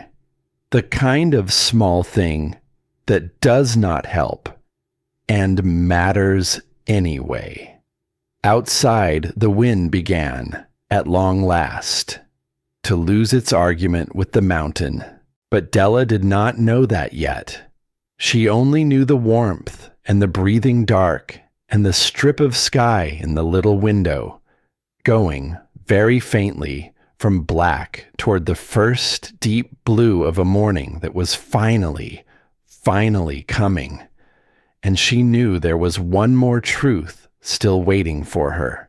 Because down in the valley, a man named Otis Lang had been sitting in his store for days, staring out at the snow, unable to stop seeing a girl's face as he pushed a loaf of bread across his counter and let her walk out into the dark. And when the storm broke, he was going to climb the hill to tell her the last thing. The real reason. The storm broke on the morning of the 8th day, not with any drama. It simply let go. The wind, which had screamed against the hill without rest for so long, began to ease by slow degrees through the early hours. And by midday, there was a stillness outside the walls that was so strange, so complete, that several people sat up from their blankets and looked toward the door, not quite trusting it. Abel opened the outer door, and the light came in. Not the gray half-light they had grown used to, real light, the hard, clean white of the sun on deep snow, so bright after 8 days underground that people raised their hands to their eyes. But before any of them stepped out into it, there was a knock, a single, careful knock from a man standing waist-deep in the drift outside. Otis Lang had climbed the hill. He came in stamping snow from his boots, and he looked smaller in the lamplight than he had in his own store. Not reduced by the cold, reduced by the walk from his own conscience to that door, which is a short distance in miles, and a very long one in every way that counts. He found Della at the supply shelf, and he asked if he might speak with her, alone. Abel, without a word, took himself into the back rooms, with the kind of deliberateness that was its own quiet courtesy.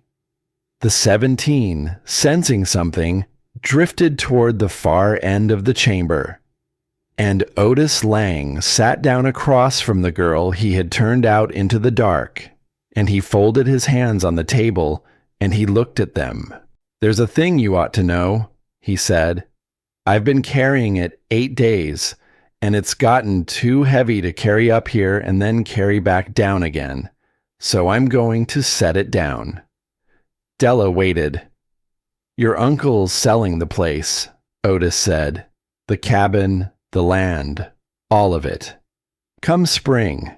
He's already made the arrangements." He paused. "He's leaving the valley for good, going down the mountain to marry." "Adelaide," Della said. Otis looked up, surprised she knew that much. "A widow," he said. "Fine house, fine income, and she had conditions." He turned his hands over on the table. She'd take him, but only if he came clean. No old business. No people left behind to come looking after he was gone. His voice dropped, and the next words came out slow, like he was setting down stones, one at a time. "No complications." That was the word she used, according to Silas. No complications. The fire ticked in the stove, and there it was, the whole shape of it, said plain by an honest man. Victor's loose thread, down in the storm, had been only the edge of the cloth. This was the cloth itself, unrolled across the table. "I was the complication," Della said. The words came out of her very quietly, and the moment she said them, she felt the last warmth go out of some small private hope she had not even known she was still holding. A hope that it had been anger, a bad night, a man at the end of his patience. It had been none of those things. "You were the complication," Otis said. He did not look away when he said it. That was the thing about him she had always trusted, that when he told you something hard, he did not soften it by looking at the wall.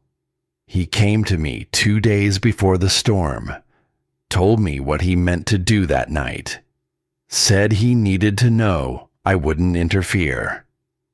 And you said you wouldn't. I didn't say anything, Otis said. That was my trick. I didn't agree. I didn't refuse. I let him believe I'd stay out of it. And then I stayed out of it.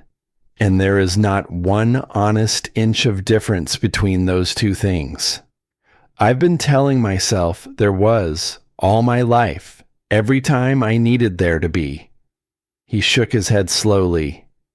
This time, I can't make it hold.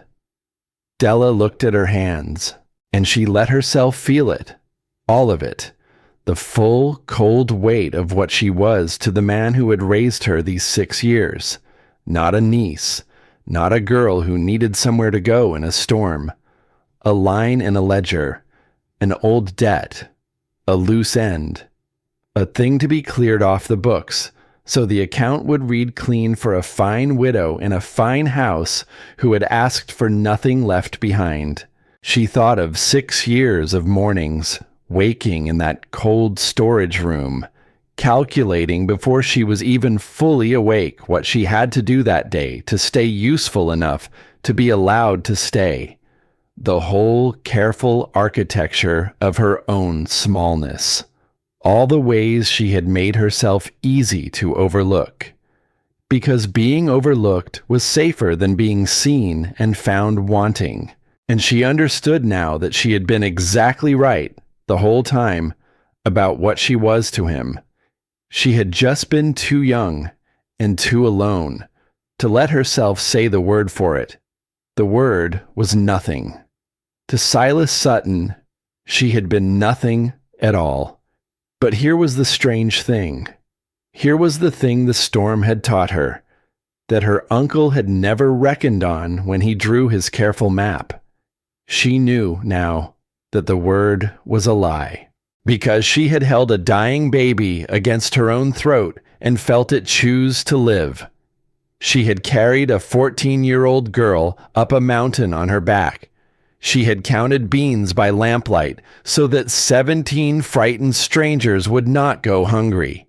She had stood in the freezing dark and faced down a frightened man and brought the food back inside.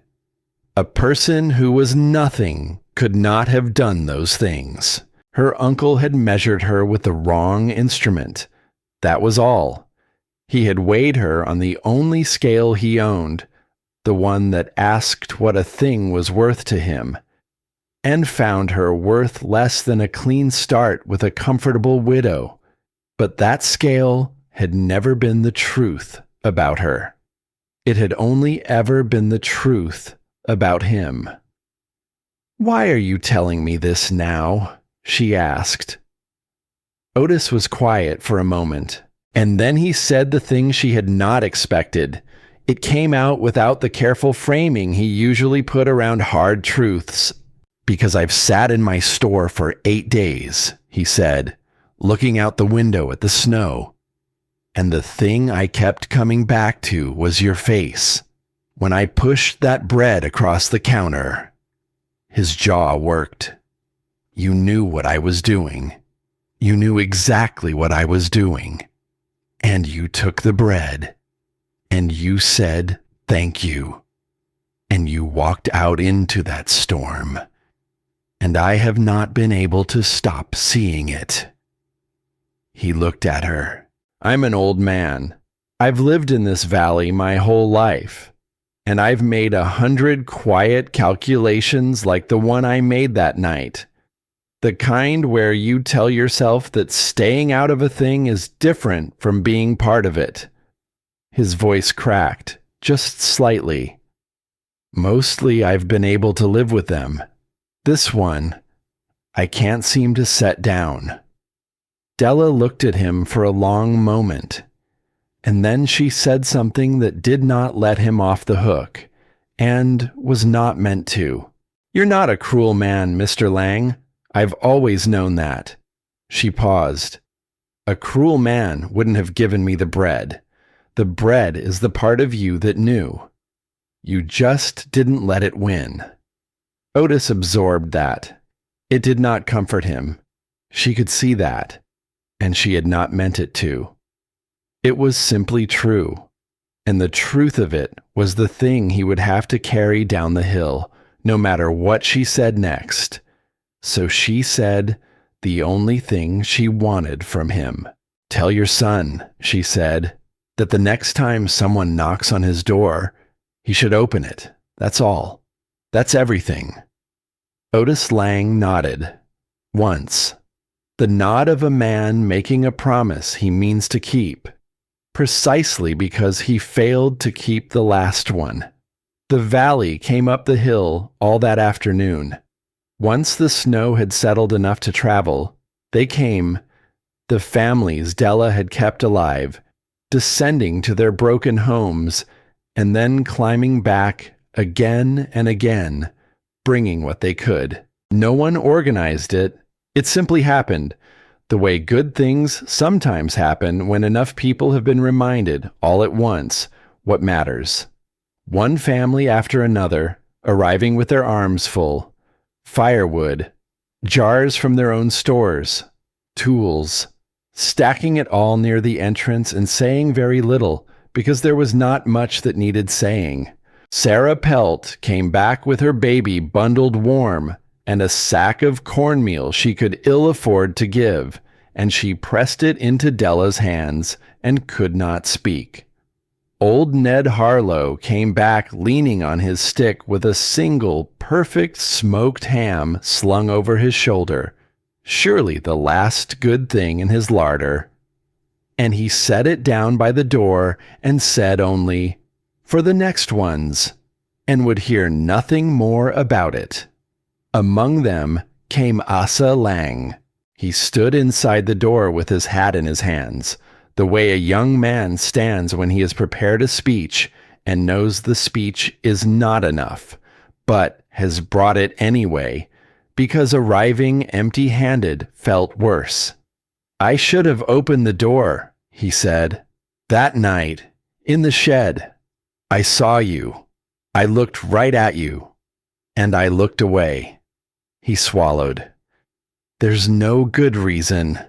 I was warm and you weren't, and I chose the fire. I've thought about it every day since."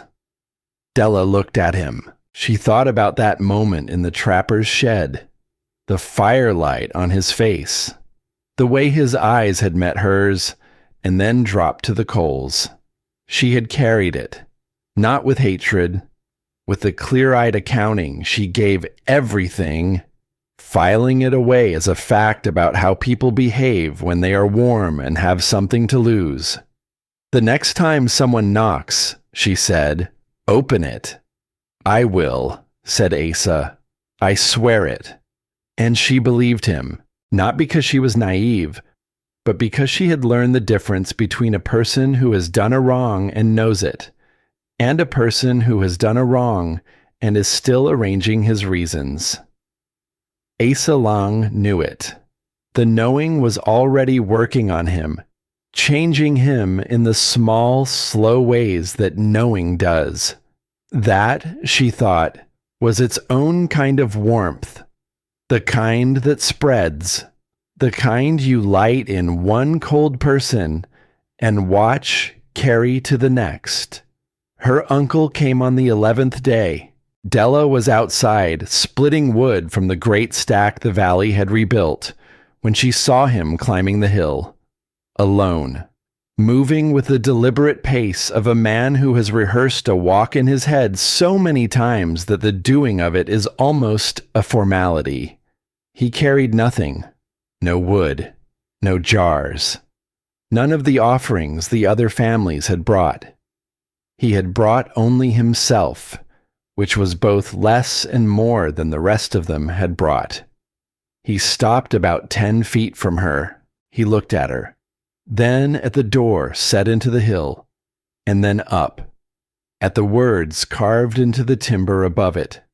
Words Della had watched Abel cut into the wood with a small-handled knife the night the last family went home. 2 words, deep and even and permanent, carved directly above the charcoal silhouette of a woman looking out a window that was not there. Eleanor's door, not shelter, not refuge. A door, the thing the woman on the wall had never had, in the dark, with the snow piled against it, and the thing the man who loved her had sworn the cold would never take from anyone again. She watched Silas read it. She watched his face as he came to understand what the place was, what it had been, what it would go on being long after he was gone from the valley. Then he looked back at her. "You're all right," he said. "I am," said Della. The wind moved through the pines at the top of the slope, carrying the smell of cold and clean snow and the particular clarity that comes after a long storm, when the air has been scrubbed down to nothing but itself. Silas was quiet a moment. Then he started and stopped and started again. "Your father," he said, and the words came out rough, like something pulled up from a long way down. "Your father was a better man than I am. In most of the ways that matter, he was a better man than I'll ever be." He said it the way a person states a fact they have known for a very long time and are only now saying out loud. Not as confession, not as apology, just acknowledgement. The plain, undecorated naming of a true thing. And Della understood, looking at him, that this was the closest the man would ever come.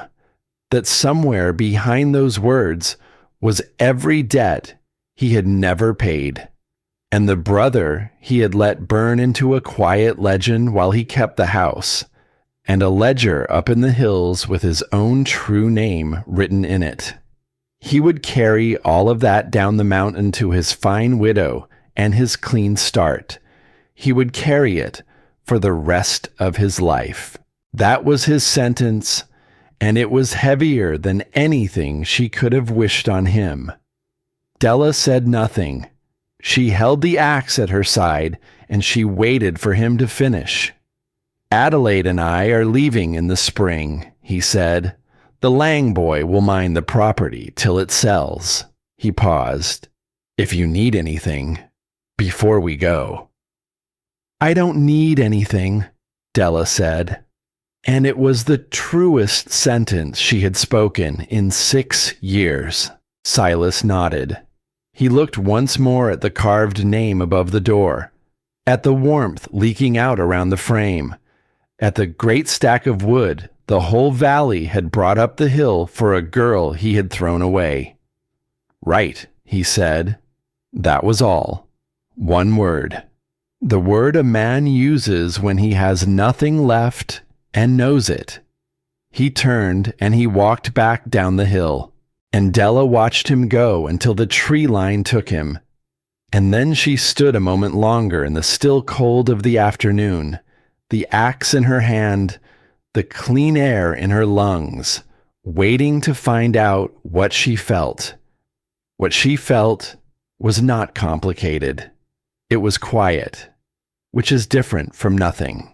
The story between herself and Silas Sutton had a shape now, a beginning and a middle and an end. And the end was a man walking away down a snowy hill saying right, which was not the ending of a grand tale, but the ending of a true one. And she found she preferred it that way. She went back to splitting wood. That evening, after supper, Abel set a clean notebook on the table in front of her. "You'll need to learn the system," he said.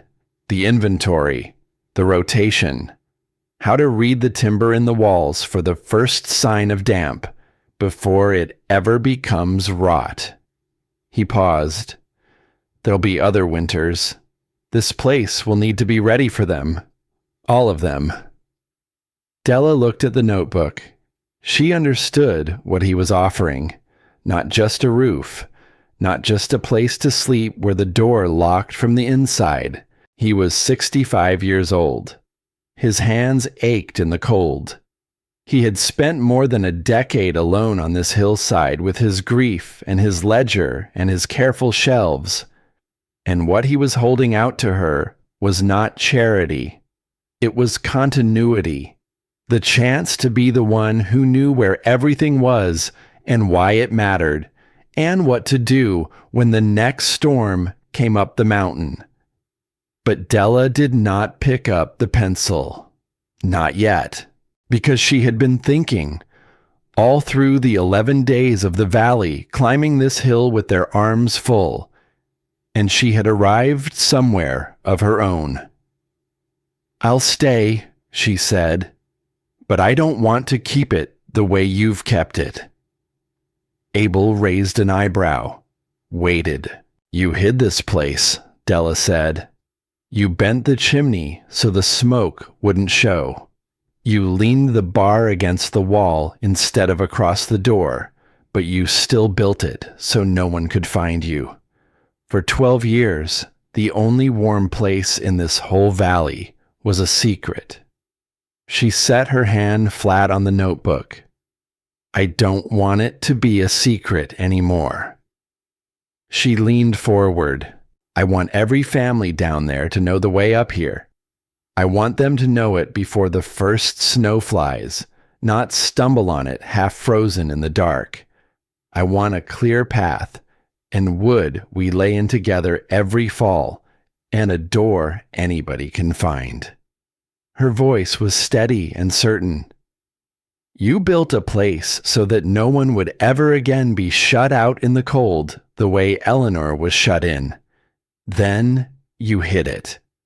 Let me finish what you started. Let me put it where people can reach it." Abel was quiet for a long time, and then something happened to his weathered face that Della had not seen before in all the days she'd known him. He smiled, fully, all the way up into his eyes. "She'd have liked you," he said. "Eleanor." He shook his head slowly. "She'd have liked you a great deal. Because that was the thing the old man had never quite been able to do in 12 years of grief. He had built the warmth, but he had kept it hidden, the way a wounded thing hides. He had made a refuge, and then he had made sure it could not be found. It took a girl who had been refused at every door in the valley to understand that a warm place is only truly a shelter when its door can be found. The cycle that had thrown Della out into the dark, she would not pass it on. She would break it. She would take the place that had saved her, and she would turn it outward, open it, mark it, make it a thing the whole valley owned, so that the next time the cold came for someone, a widow, an orphan, a blacksmith and his sister, an old man too proud to take the warm seat, a young mother with a blue-lipped child, there would be a door they already knew how to find. That, she understood now, was what her father had done in his own quiet way. He had paid a debt that was not his, asked for nothing, told no one. He had walked into the dark to do a right thing where no one would ever see it, and walked back out, and never spoken of it again. She thought she finally understood the smooth, worn stones of him that she kept in her pocket. He had not been a large man in the valley's memory. He had not built anything anyone could point to. He had simply, quietly, in the one corner of the world he could reach, made things a little less cruel than he found them. And then the fire had taken him, and the valley had forgotten, and his brother had kept the house. But Abel Crane had remembered. For all these years, an old man in a hill had carried the truth of James Sutton like a coin he could not spend, and now his daughter knew it. And now his daughter would spend it, not on revenge, not on getting even, but on the only currency her father had ever dealt in, making the world a little less cruel. In the one corner of it she could reach. She was his daughter. It was time she started acting like it. Spring came to the valley the way spring comes to high country, slow at first, and then all at once. The snow drew back from the lower fields, while the high ground held on a while longer. The sounds of the valley repairing itself carried up the hill on warm afternoons. Hammering, sawing, the good, productive noise of people putting their lives back together. And Della learned the system. She learned to read the timber for damp, and to manage the fire through cold nights, and to lay in supplies with the foresight Abel had spent 12 years building. But she learned something else too. Something he could not teach her directly, because it was not the kind of thing that can be taught. She learned what it felt like to wake in a room she had been invited into. To know the invitation did not depend on her being useful enough, or quiet enough, or small enough to deserve it. She learned it slowly, and somewhat painfully. The way a person learns anything that contradicts a thing they were taught very young. A slow rewriting of a rule that had been pressed into her so deep it had started to feel like a fact of the world. It was not a fact. It had only ever been a cold man's reckoning. People came up the hill that spring too. Not in fear now, but in something gentler. Wren came nearly every week and stayed for hours, and started keeping her own small notebook of the things Della taught her, because a girl who burns her books last to stay alive turns out to be a girl who wants very much to learn. Tobias rebuilt the door frame in good iron, stronger than before, and would take nothing for it. Sarah Pelt brought the baby, fat and loud and entirely indignant about being alive, and laid it in Della's arms each time as if it were the most natural thing in the world for it to be there.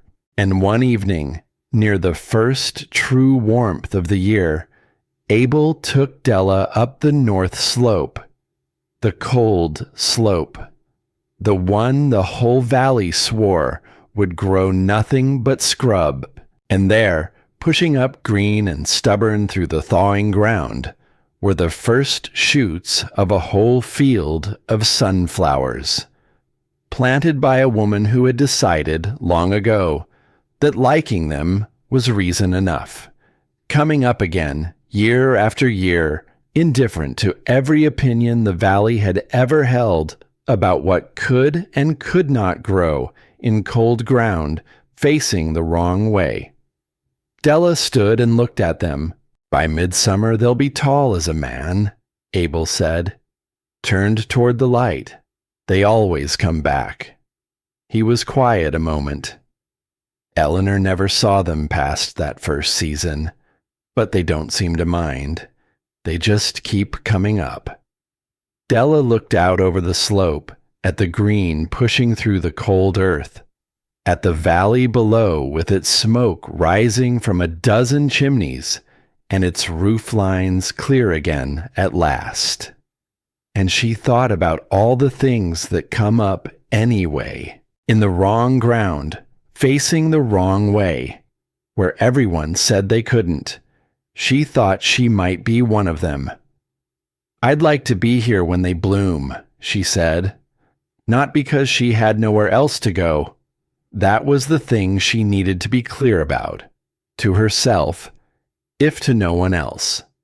She was not staying because the door behind her had closed. She was staying because she had stood at this one, and been asked, and answered. The difference was everything. You will be, said Abel, and down the hill, behind a door that now had a clear path leading up to it, and two words carved deep above it, The warm place held its warmth, no longer a secret, no longer hidden, ready for the next winter, and the one after that, and every soul the cold would ever send its way. The fire kept its steady conversation with the iron stove. The shelves stood full, and on the cold slope, where nothing was supposed to grow, the sunflowers came up green and certain in the thawing ground, reaching, already, for a light they could not yet see.